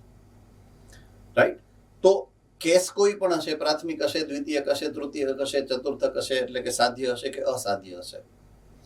જ્યારે લોકોને ખબર પડે કે XYZ વ્યક્તિને કેન્સર છે એટલે સ્વાભાવિક છે સૌથી પહેલા તો એનો ઈલાજ તો કરવો જ પડે કે ગમે એમ કરીને વ્યક્તિને બચાવવાનો પ્રયત્ન કરવો. મેડિકલ સાયન્સની સૌથી પહેલી જરૂરિયાત છે. સૌથી પહેલા શપથ તમને એ જ લેવડાવવાના છે જ્યારે તમે ડોક્ટર બનશો ત્યારે, કે તમારી સામે આવેલ વ્યક્તિ કે જે કોઈ રોગથી રોગી છે, રોગનો રોગી છે, તો તમારે એને સાજો કરવાનો છે. એ ગમે એવો હોય, ગરીબ હોય, અમીર હોય, સારો હોય, ખરાબ હોય, જેવો છે એવો. કોકનું ખૂન કરીને આવ્યો ને એને છરી લાગી ગઈ તો તમારે એને બચાવવાનું તો છે જ. એને સજા આપવા માટે કોર્ટ છે, તમે નથી. તમે ડિસાઈડ ન કરી લ્યો કે આ તો ખૂની છે, આને તો મારી જ નખાય ને. એ તમારું કામ નથી. તમારું કામ એને બચાવવાનું છે as a being doctor. Ready? So એનો સ્વભાવ છે, એ પ્રોફેશનનો સ્વભાવ છે બચાવવાનો. તો કેન્સર થઈ ગયું છે આપણને ખબર જ છે, તો આપણે ખબર છે કે હાલો કેન્સર થી એટલે ઈલાજ નહીં કરવાનો એવું નથી. ઈલાજ તો એ કરવો જ પડે. કોને ખબર છે બચી જાય? રાઈટ? એટલે એ શક્ય છે કે એ બચી શકે છે. તો એવા ઈલાજ કેટલી પ્રકારના છે એની વાત અહીંયા કરી છે. તો કેન્સરની સારવાર કઈ રીતે થઈ શકે? પહેલું છે વિકિરણ સારવાર, રેડિયેશનથી. બરાબર છે? મોટા ભાગે તમારા બધાય માંથી લગભગ ખબર હશે કે કેન્સર થાય અને એનો ઈલાજ કરાવતા હોય એટલે માથામાંથી વાળ વયા જાય વગેરે વગેરે જેવી આડઅસરો થાય છે. બરાબર છે? તો એ આડઅસરો આ બધી સારવારનું પરિણામ છે. બરાબર છે? એની દવા જે થતી હોય, એનો થેરાપી થતી હોય, એની સારવાર થતી હોય, એની જ અસર છે. તો વિકિરણની પહેલી સારવાર, આ વિકિરણ સારવારમાં ગાંઠને ઘાતક રૂપે વિકિરણની સારવાર આપવામાં આવે. એટલે જે ભાગમાં ગાંઠ થઈ છે એ ભાગને પહેલા ડિટેક્ટ થાય, ઓળખી લેવાય કે અહીંયા છે. પછી એની ઈ ગાંઠની ઉપર હાનિકારક વિકિરણોને એટલું પ્રેશરથી, એટલા સંકેન્દ્રણથી નાખવામાં આવે. ઘાતક એટલે એ કોષોને મારી નાખે, બાળી નાખે. ઇન શોર્ટ, ગાંઠને બાળી નાખે.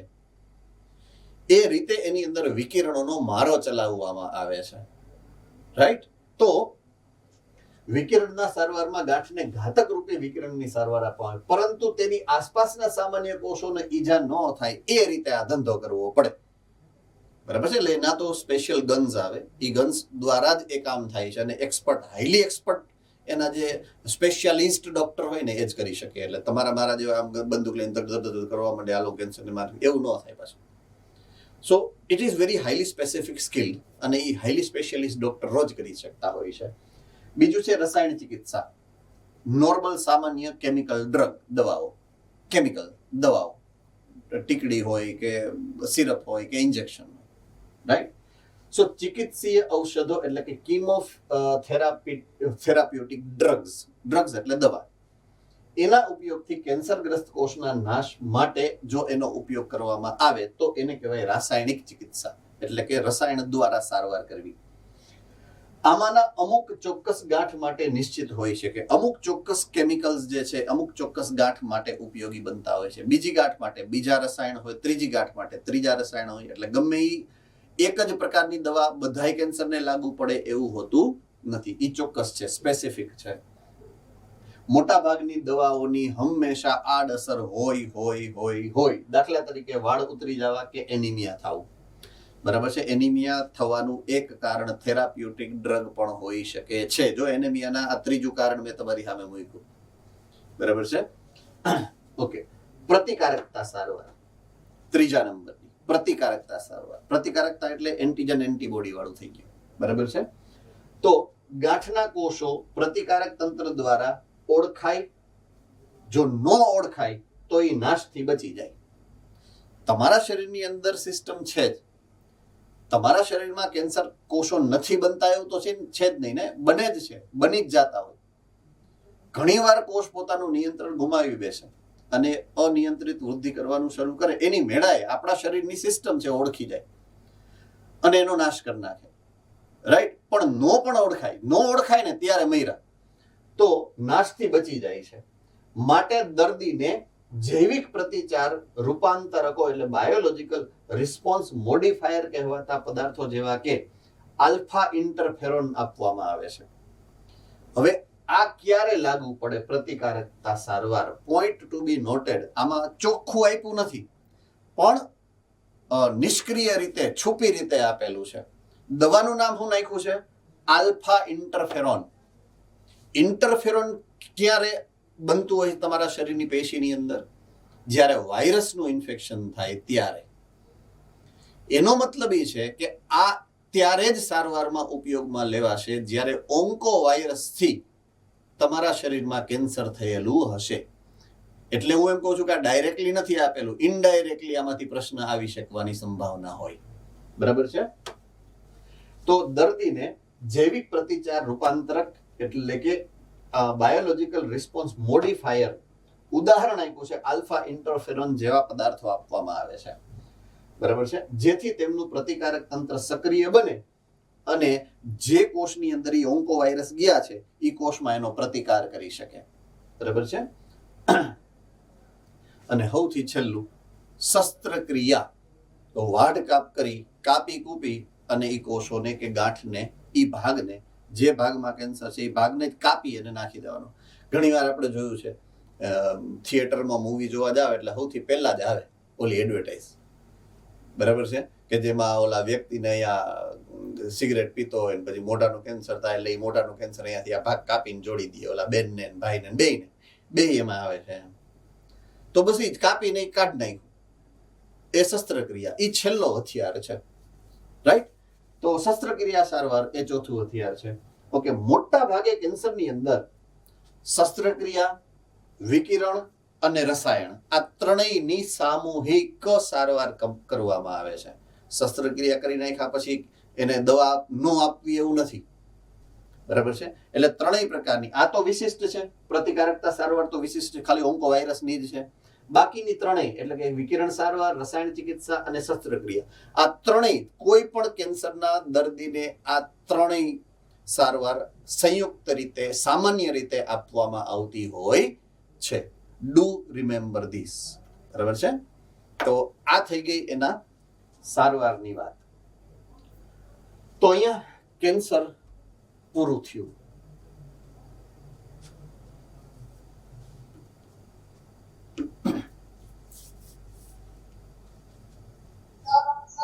Yes sir.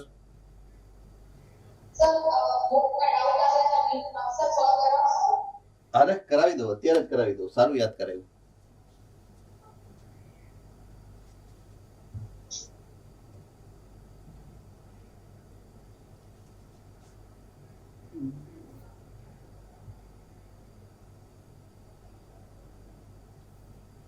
બોલો, ક્વેશ્ચન બોલો.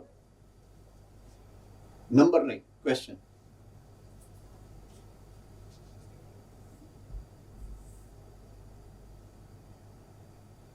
કારણ કે તમારો નંબર ને મારો નંબર અલગ હશે એટલા માટે.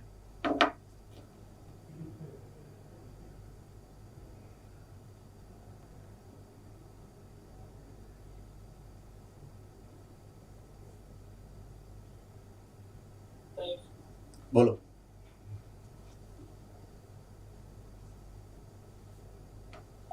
સોરી પેલો ક્વેશ્ચન છે રણ ઘાસભૂમિ અને જંગલો અને ટુંડ્ર શેના ઉદાહરણ છે?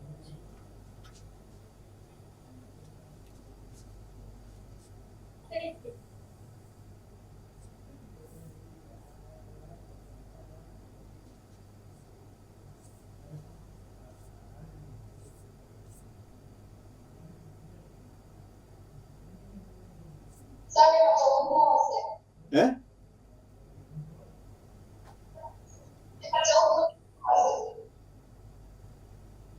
ચૌદમો ક્વેશ્ચન હશે તમારા મારામાં 14મો. ઓકે. રણ, ઘાસ ભૂમિ, જંગલો અને ટુંડ્ર શેના ઉદાહરણો છે? તો આમાં ડાઉટ શું છે હવે? આન્સર એ આપેલો છે.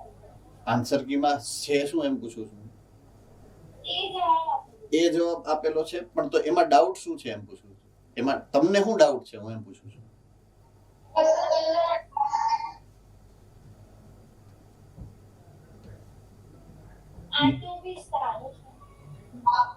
એટલે ન્યુસન તંત્ર, જૈવ સમાજ, જૈવ ભૌગોલિક વિસ્તાર અને જૈવ આવરણ.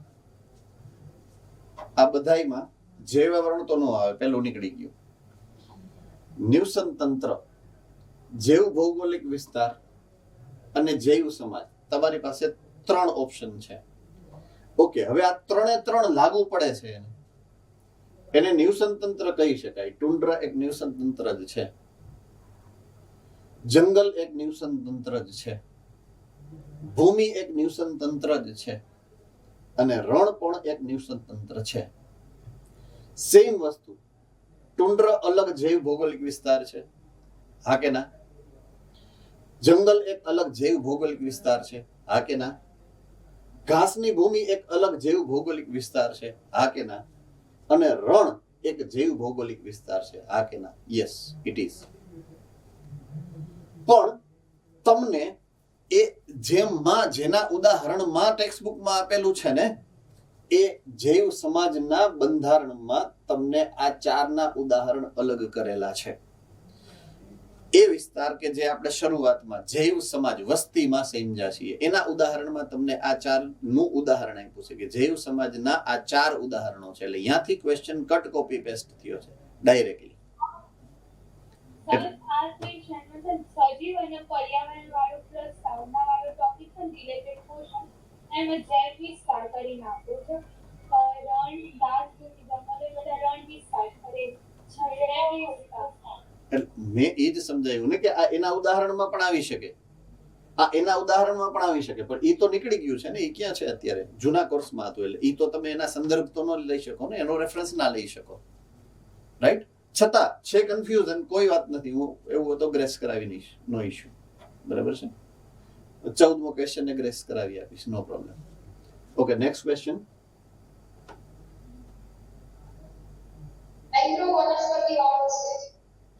ફરીથી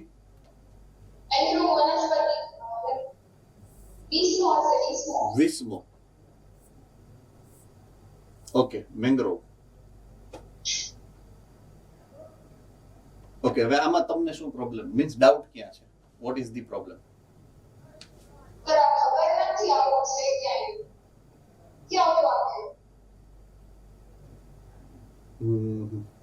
હા, મેંગ્રુવ વાળું તમને એક્ઝામ્પલ આવ્યું છે, તો બી ઈ તમને આવ્યું છે ઓમાં 11મા ધોરણમાં. મૂળના રૂપાંતરણમાં આપ્યું છે કદાચ મેંગ્રુવ્સ.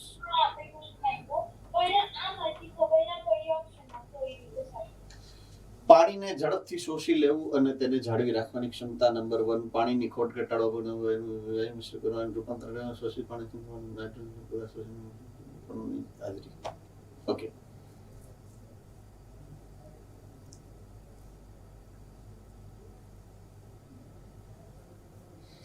એમાં આન્સર કીમાં બી ઓપ્શન છે. આન્સર કીમાં કયો ઓપ્શન છે? બી છે ને? ઓકે, હવે મેંગ્રુવ્સ જે છે હું સમજાવી દઉં તમને. મેંગ્રુવ્સના જે છોડ છે એના જે મૂળ છે એ મૂળ જમીનની અંદર જાય, જમીનની અંદરથી યુ ટર્ન લઈ અને પાછા ઉપર આવશે. બરાબર છે. ઉપરની બાજુએ જાડા હોય નલિકામય હોય, જાડા હોય અને નલિકામય, યુ ટર્ન લઈને ઉપર આવે અને એમાં છિદ્રો હોય છે. બરાબર છે. એમાં શું હશે? છિદ્રો હશે. આ છિદ્ર હવા અંદર, હવે એવું એ શું કામ કરે છે? કારણ કે એ જનરલી જોવા મળે છે તમારા દરિયાકાંઠાના વિસ્તારમાં. એટલે જ્યારે ભરતી આવે ત્યારે એ જે વનસ્પતિ છે એ વનસ્પતિ ની આસપાસ પાણી ભરાઈ જાય. હવે પાણી ભરાઈ જાય એટલે એ હવાના સંપર્કમાં ન રહે અને મૂળ દ્વારા ઓક્સિજનનું શોષણ ન થઈ શકે, એટલે ઓક્સિજન ઘટે એને. એટલે એ શું કરે? મૂળ એના છે એ બહાર કાઢી નાખ્યા છે અને મૂળ બહુ ઉપર સુધી લઈ જાય. એટલે પાણીથી ભરાઈ જાય ને તો એ પાણીની સપાટીથી ઉપર હોય મૂળ અને છિદ્રવાળા હોય, એટલે ત્યાંથી હવા આવી શકે.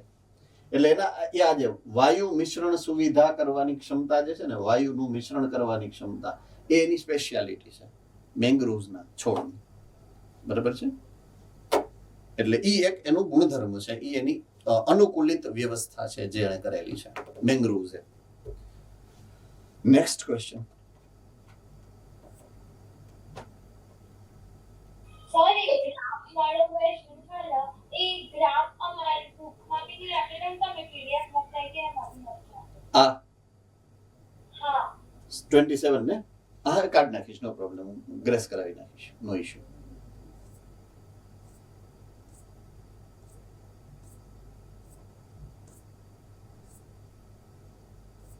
છે બીજો કઈ? 33મો મારી ટેક્સ, મારી ઓલી પ્રમાણે ને. ઓકે, આમાં જવાબ શું છે પહેલા મને કહી દો, એટલે પછી મારે ટાઈમ નો બગાડવો. એમાં આન્સર બી છે. બી છે ને? ઓકે. કેટલા વિધાનો ખોટા છે? વિઘટન મોટા પ્રમાણમાં અજારક પ્રક્રિયા છે, ખોટું, જારક પ્રક્રિયા છે. બરાબર છે. અવખંડન, ધોવાણ અને અપચય નિક્ષેપ દ્રવ્યમાં એકી સાથે થાય છે, એ સાચું છે.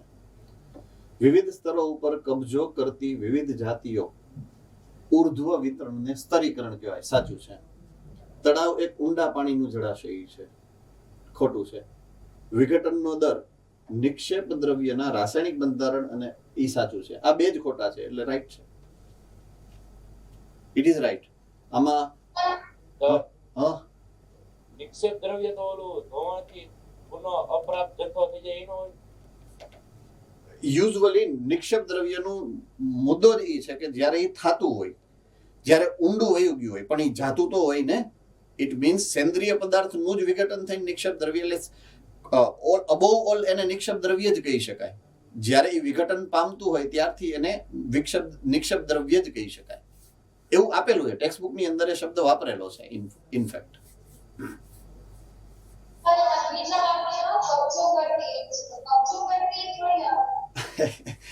એનું અર્થઘટન તમારે આમ જ કરવું પડશે, આવે કે ન આવે, એનું અર્થઘટન આ જ થાય. બરાબર. આવું નીટમાં પણ થશે, ચિંતા ન કરો. આવા શબ્દો નીટમાં પણ વાપરેલા હશે. કબજો કરતો મતલબ એ જોવા મળે અહીંયા. એમ ટૂંકમાં ડોમિનન્ટ, કબજો કરવાનો મતલબ અહીંયા ઇંગ્લિશમાં શું હોય? ડોમિનન્ટ.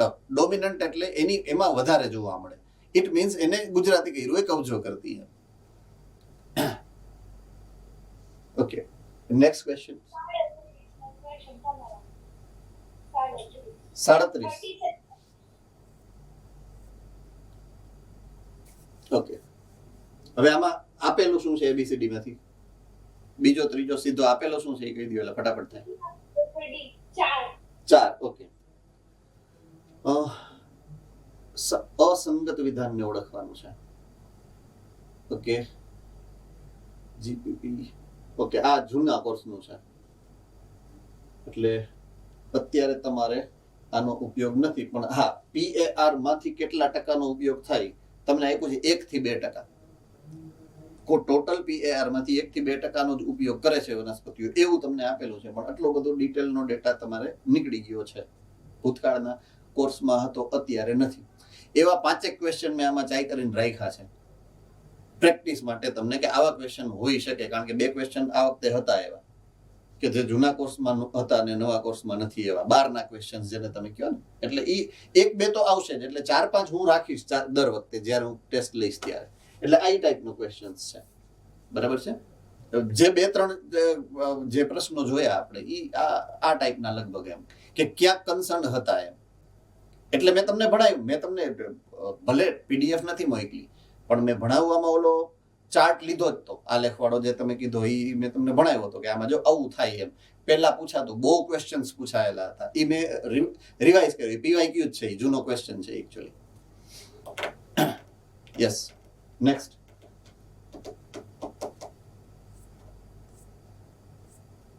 છે કઈ? હા છે સેક્શન ડી આપેલું છે પાછળ જોવાથી ઓકે, એમાં બીજા નંબરનો ક્વેશ્ચન 62 છે. હા 62. ઓકે. આન્સર શું છે આમાં? આન્સર શું છે? બી. હા ઓકે. નીચેનામાંથી કઈ પદ્ધતિ ઉત્સેચકો હજુ પણ ક્રિયાશીલ ધારી શકાય છે? પ્રોટીએઝ પદ્ધતિ, વિનૈસર્ગીકરણના બિંદુ સુધી તપાવવું અને ઠંડુ પાડવું અને ફરી એકવાર પીગાડવું. ઓકે, અગેન આ જૂના ક્વેશ્ચનનું રિવિઝન છે, જૂનું ટોપિકમાંથી આવેલું છે જે નીકળી ગયું છે કોર્સમાંથી.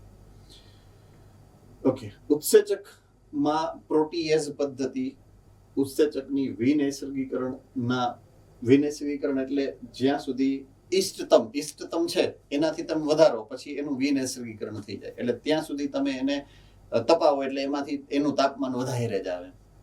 પ્રોટીએઝ એટલે પ્રોટીએઝ ઉત્સેચક નાખવો એમ, એટલે એ તો આમ પણ ખોટું પડે, એ નથી. પ્રોટીએઝ ઉત્સેચક નાખો એટલે પ્રોટીનનું પાચન થાય, ઉત્સેચકને એને ડાયરેક્ટલી કોઈ લાગતું વળગતું નથી. બીજું, વિનૈસર્ગીકરણ સુધી તમે એને તાપમાન આપો, બરાબર છે, તો એ હકીકત છે કે એ વધે છે, બરાબર છે, એની ક્રિયાશીલતા તમે વધારી શકો. એકચ્યુઅલી ધારી નહીં, વધારી શકાય છે એવું છે, એટલે ક્વેશ્ચનમાં થોડીક મિસ્ટેક છે, બરાબર છે. તો ક્રિયાશીલતા વધારી શકાય છે એવો પ્રશ્ન છે આ, પ્રશ્નમાં જ મિસ્ટેક છે એકચ્યુઅલમાં.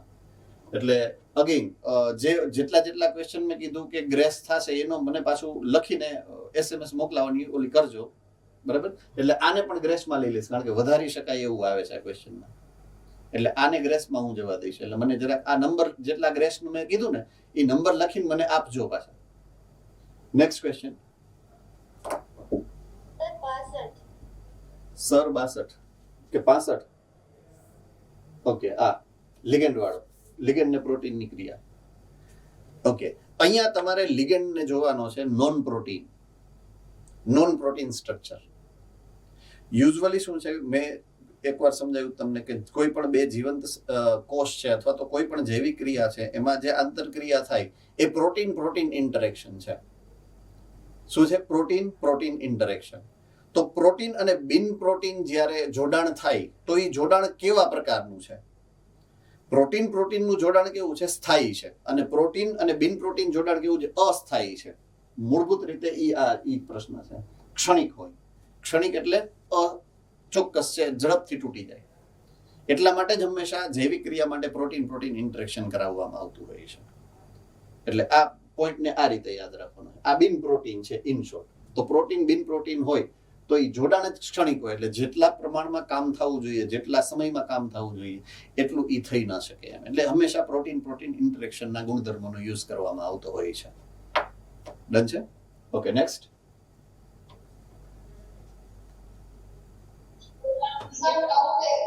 સર 73. ઓકે, સર 65 માં એ પણ આવી શકે? સોરી, 65 માં એ પણ આવી શકે? 65 માં એ પણ આવી શકે. હા, ઈ વિધાન જ અપૂર્ણ છે કે પ્રોટીન લિગેન્ડ આંતરક્રિયા. પછી હું આંતરક્રિયા કેવી ઈ અહીંયા લખેલું ક્ષણિક છે, એટલે ઈ વિધાન જ પોતે અપૂર્ણ છે. જો કંઈક લખેલું હોત પાછળ તો તમે કહી શકો કે હા એમ, એટલે ઈ ન આવી શકે. ટૂંકમાં પહેલું વિધાન શક્ય ના બને એમાં. ક્રિયા પ્રતિક્રિયાનો જોડાણ થઈ જાય.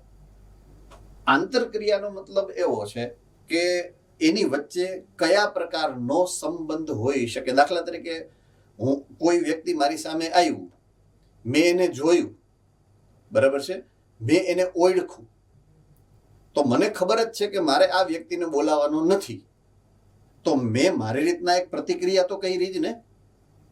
પછી જરૂરી નથી કે એની યાર હાથ મિલાવવું જ. હાથ મિલાવો તો જોડાણ કર્યું, બરાબર છે. એટલે ઈ આંતરક્રિયા થવાનો મતલબ એવો નથી કે જોડાણ થવું જ. હા, જૈવિક ક્રિયાઓમાં જ્યારે વાત આવશે તો જનરલી એક પ્રક્રિયક, બીજો પ્રક્રિયક, જો બે પ્રક્રિયક એ પ્રક્રિયામાં ભાગ લેતા હોય ત્યારે ફરજિયાત એને જોડાણ કરવું પડે.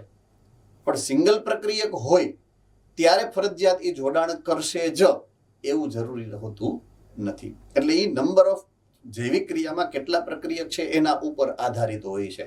એ જે આંતરક્રિયાનો જે સંબંધ છે, જોડાણનો, જોડાણ થવું જોઈએ કે જોડાણ ન થવું જોઈએ એના હિસાબે. વોટ આઈ મીન, ક્રિયા અને પ્રતિક્રિયામાં જોડાણ થાય. ક્રિયા અને પ્રતિક્રિયા, ઓકે, હા, એમાં જોડાણ થાય તો જ પ્રતિક્રિયા આવે, બરાબર છે. જો તમે જોડાણ કરશો તો જ તમને ખબર પડશે ને. દાખલા તરીકે હમણાં જ એન્ટીજન એન્ટીબોડીની વાત આવી, એ આંતરક્રિયા એવી છે કે જેમાં પ્રતિક્રિયા થાય છે. એટલે એમાં હંમેશા એન્ટીજન અને એન્ટીબોડી એકબીજાને જોડાણ કરશે જ.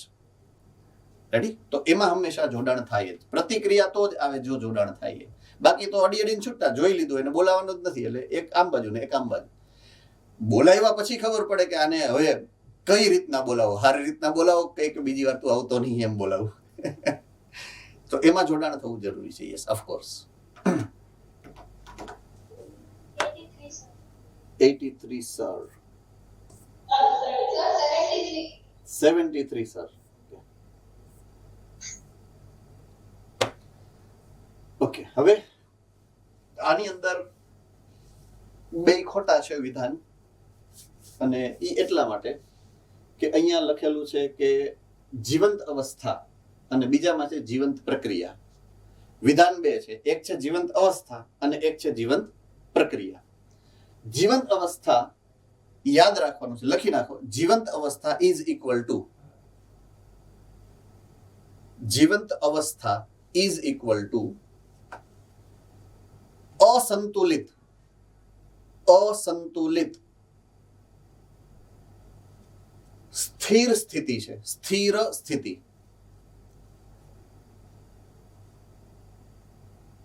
ઓકે, હવે હું તમને લોજિકલી સમજાવી દઉં કેવા શું માંગે છે. જીવંત કોણ છે? હું અને તમે એક સમાન અને સ્થિર છો. જાયગા ત્યારથી હું ત્યાં સુધી સ્થિર છો. તમને તમારી રીતે તમારી જાતને સ્થિર રાખી શકો છો. 37 ડિગ્રી સેલ્સિયસ તાપમાને સ્થિર રહ્યો છો તમે. એમ આઈ કરેક્ટ? એક ઉદાહરણથી સમજાવું. તમારા શરીરનું તાપમાન સ્થિર રહે છે. કેટલું સ્થિર છે? 37 ડિગ્રી. હવે એ સ્થિર કોણ રહે છે? તમે રહ્યો છો. તમારું શરીર રહે છે સ્થિર. તો એ છે જીવંત અવસ્થા. શું છે? જીવંત અવસ્થા. પણ એ જીવંત અવસ્થા જાળવવા માટે, એટલે કે 37 ડિગ્રી જાળવવા માટે તમારા શરીરની અંદર જીવંત પ્રક્રિયાઓ થાય છે કે એ 37 ડિગ્રી જાળવવા માટે ગ્લુકોઝનું દહન થાય છે. તો ગ્લુકોઝમાંથી કાર્બન ડાયોક્સાઇડ બને, એક્સ માંથી વાય બને, એ માંથી બી બને, સી માંથી ડી બને. કેટલું બધું થાય? તો એ અને બી કોઈ દી સંતુલિત ન હોય. કાર્બન ડાયોક્સાઇડ અને ગ્લુકોઝ કોઈ દી સ્થિર ના હોય. તો અંદર જ્યારે ચયાપચયકોની વાત આવશે ને, તો અંદર તો અસંતુલન જ છે ચયાપચયકોનું. શું કામ? સતત તમારા શરીરમાં જૈવિક ક્રિયા થાય છે. એટલે મેં તમને લખાયું અસંતુલિત સ્થિર અવસ્થા. તો સ્થિર અવસ્થા તમારા શરીરની છે, એટલે કે દેહધાર્મિક સ્થિતિની છે. અને અસંતુલિત અવસ્થા જે લખી છે, અસંતુલન છે ચયાપચયકોનું. બરાબર છે? એટલે તમારે આ જોડીને યાદ રાખી લેવાની. હવે બીજી લીટી કારણમાં છે જીવંત પ્રક્રિયા. તો જીવંત પ્રક્રિયામાં હું લખ્યું છે કે અસંતુલનમાં પડવાથી બચવાનો સતત પ્રયાસ છે. જીવંત પ્રક્રિયા શેના માટે થાય છે? અંદર પ્રક્રિયા શેના માટે? ચયાપચય શેના માટે કરો છો તમે? તમારા શરીરને સંતુલિત, સ્થિર રાખવા માટે. બરાબર છે? એટલે અહીંયા અસંતુલન નો આવે, અહીંયા સંતુલન આવે. કે તમારા શરીરને સંતુલન જાળવી રાખવા માટે થતી પ્રક્રિયા છે. બરાબર છે? એટલે એટલા માટે બે વિધાન અહીંયા ખોટા છે. તમને એટલા માટે મેં નોટ ડાઉન કરાવ્યું કે તમારે એની યાદ આ રીતના રાખવું પડશે. 77 પોલિસેકેરાઇડ જે એક પ્રકારના મોનોસેકેરાઇડ થી બનેલું નથી તે. ઓકે, એમાં શું મુશ્કેલી છે? ઇન્સ્યુલિન ગ્લાયકોજન સેલ્યુલોઝ અને એક જ પ્રકારના બનેલા છે. Glycogen, cellulose, insulin I think polysaccharide નથી.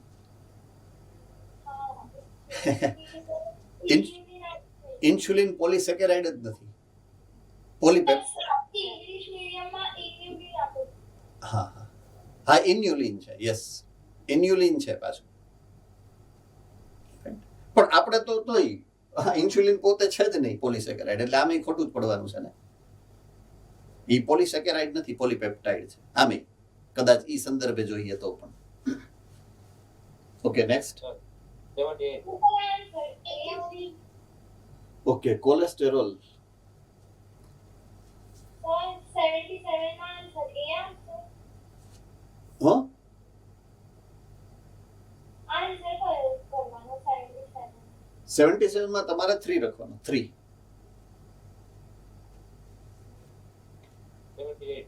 78. ઓકે, કોલેસ્ટેરોલ, લિપોપોલિસેકેરાઇડ, ફોસ્ફોલિપિડ, લિપિડ વ્યુત્પન્ન અને ગ્લાયકોલિપિડ. કોલેસ્ટેરોલ, લિપો, પોલિસેકેરાઇડ, ફોસ્ફોલિપિડ, લિપિડનું વ્યુત્પન્ન અને ગ્લાયકોલિપિડ. બોલો આમાં મુશ્કેલી શું છે? સ્ટીરોઇડ નથી? મેં ક્યાં ના પાડી નથી? મેં તો કઈ કીધું જ નથી. તો એનો સમાવેશ શેમાં? તમને ખબર હોય છે? તમે તો કયો, મારે થોડું કહેવાનું. લિપિડના પ્રકારો કેટલા?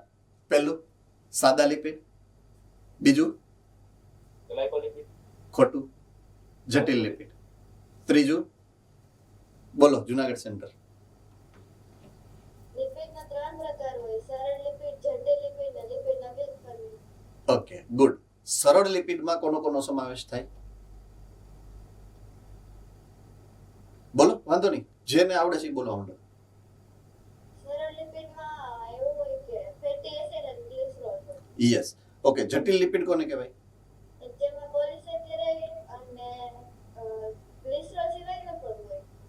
ઓકે, એટલે બિન લિપિડ ભાગ પણ હોય. હા. બરાબર, એટલે ગ્લાયકોલિપિડ છે, લિપોપ્રોટીન છે, ફોસ્ફોલિપિડ છે, એ બધા. ઓકે, હવે વ્યુત્પન્ન એટલે શું? એમાંથી મોડિફાઈડ એમાં મોડિફાઈડ થાય, રાસાયણિક બંધારણ થાય, એસ્ટરીકરણ થાય, મોડિફિકેશન થાય અને વ્યુત્પન્ન બને. એના ઉદાહરણમાં સ્ટીરોઇડ આવે, જેના 2 પ્રકાર, કાં તો વનસ્પતિજન્ય હશે અથવા તો પ્રાણીજન્ય હશે. વનસ્પતિજન્ય હશે તો સ્ટેરોલ. સ્ટેરોલ અને પ્રાણીજન્ય હશે તો સ્ટેરોન. દાખલા તરીકે પ્રોજેસ્ટેરોન છે, ઇસ્ટ્રોજન, પ્રોજેસ્ટેરોન. સ્ટેરોન છે એ પ્રાણીઓમાં હોય અને કોલેસ્ટેરોલનું ઓરિજિન મૂળભૂત રીતે વનસ્પતિજન્ય છે. સ્ટેરોલ એટલે કે કોલેસ્ટેરોલ આયર્યું ઈ જ છે કોલેસ્ટેરોલ. સ્ટીરોઇડ છે, સ્ટીરોઇડનો પ્રકાર છે વ્યુત્પન્ન, લિપિડનું વ્યુત્પન્ન કહેવાય. એટલે એના માટે તમને આખું ક્લાસિફિકેશન એનું આવડવું જોઈએ, એના પ્રકારો અને એના ઉદાહરણો. બરાબર છે? Next question. 23, 73, 83. નીચેનામાંથી કયો એમિનો એસિડ આવશ્યક નથી? ઓકે, ફિનાઇલ alanine, leucine, tryptophan, tyrosine. Answer કીમાં શું આપ્યું છે? એ, બી લ્યુસીન. ઓકે ઓકે, પહેલા આવશ્યક ને બિન આવશ્યક નું બંધારણ તમને મીન્સ ક્લાસિફિકેશન ખબર છે? આવશ્યક અને બિન આવશ્યક કોને કહેવાય? હા, જેને ખબર હોય બોલી શકે છે.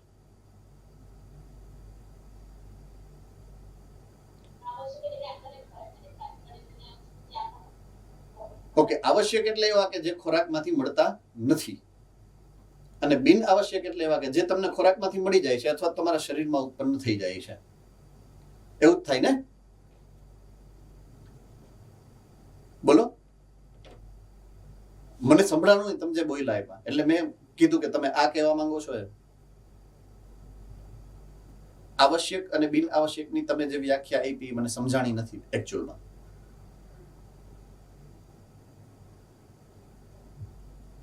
ઓકે, એમિનો એસિડ આપણા શરીરમાં બને છે કે નથી બનતા? બને છે. ઓકે, બને છે. કઈ રીતે બને?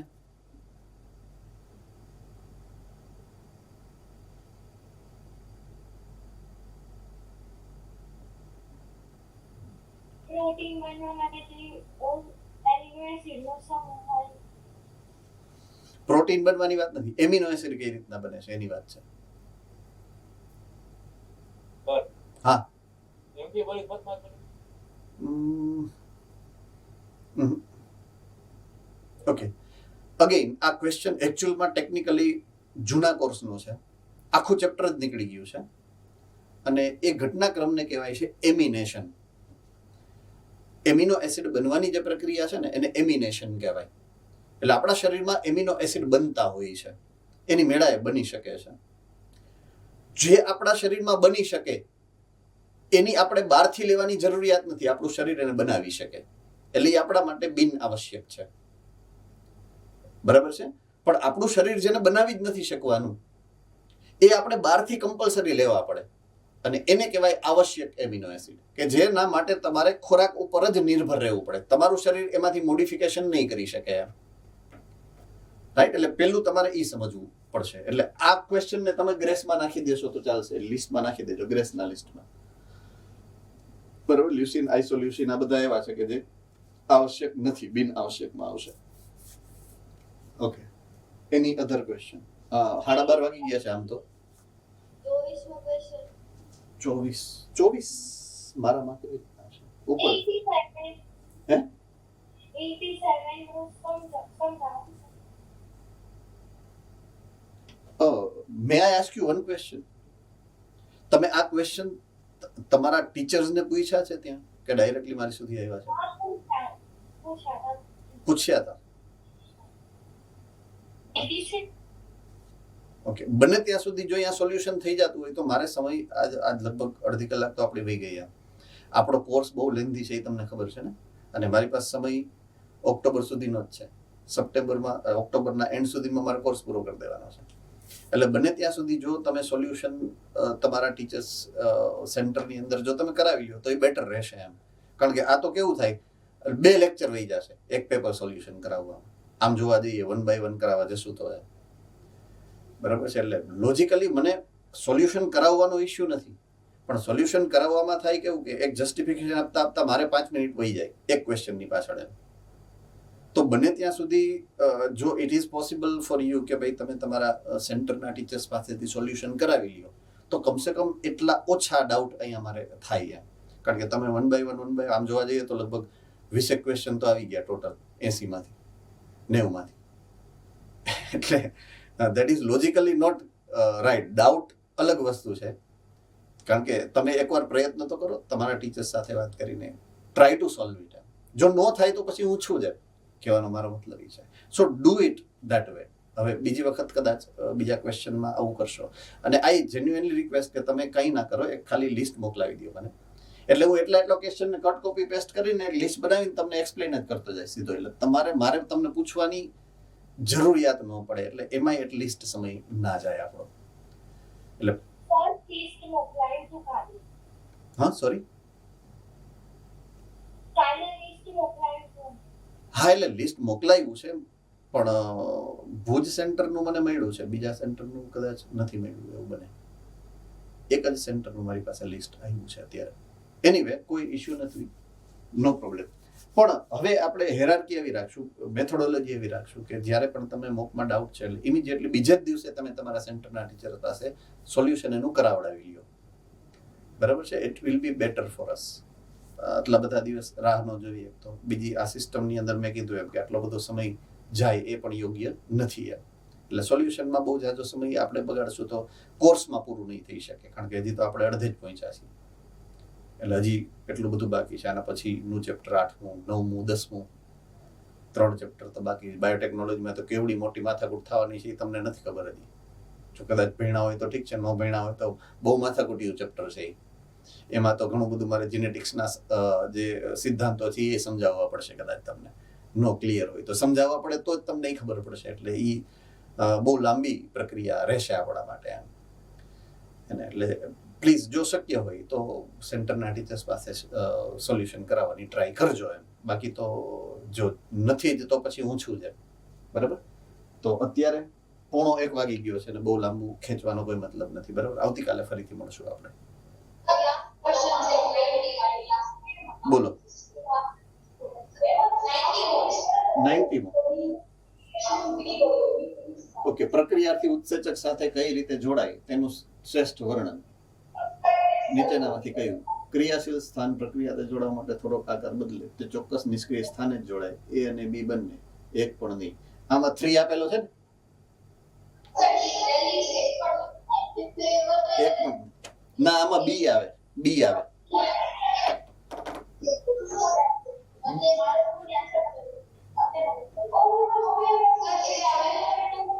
બી સેકન્ડ. સક્રિય. સોરી હું અહીંયા સક્રિય સ્થાન, આ કોકનો અવાજ બહુ આવે છે. હું અહીંયા સક્રિય સ્થાને જોડાય છે એવું સમજો તો એ કઈ નો આવે, કારણ કે સક્રિય સ્થાન આકાર નથી બદલતો. બરાબર છે. બીજું, નિષ્ક્રિય સ્થાને જોડાતું નથી. એટલે આ 2 ખોટા પડી ગયા. એટલે એક પણ નહીં જ આવે. ચોથું. બરાબર છે. ડન છે. ફાઇન.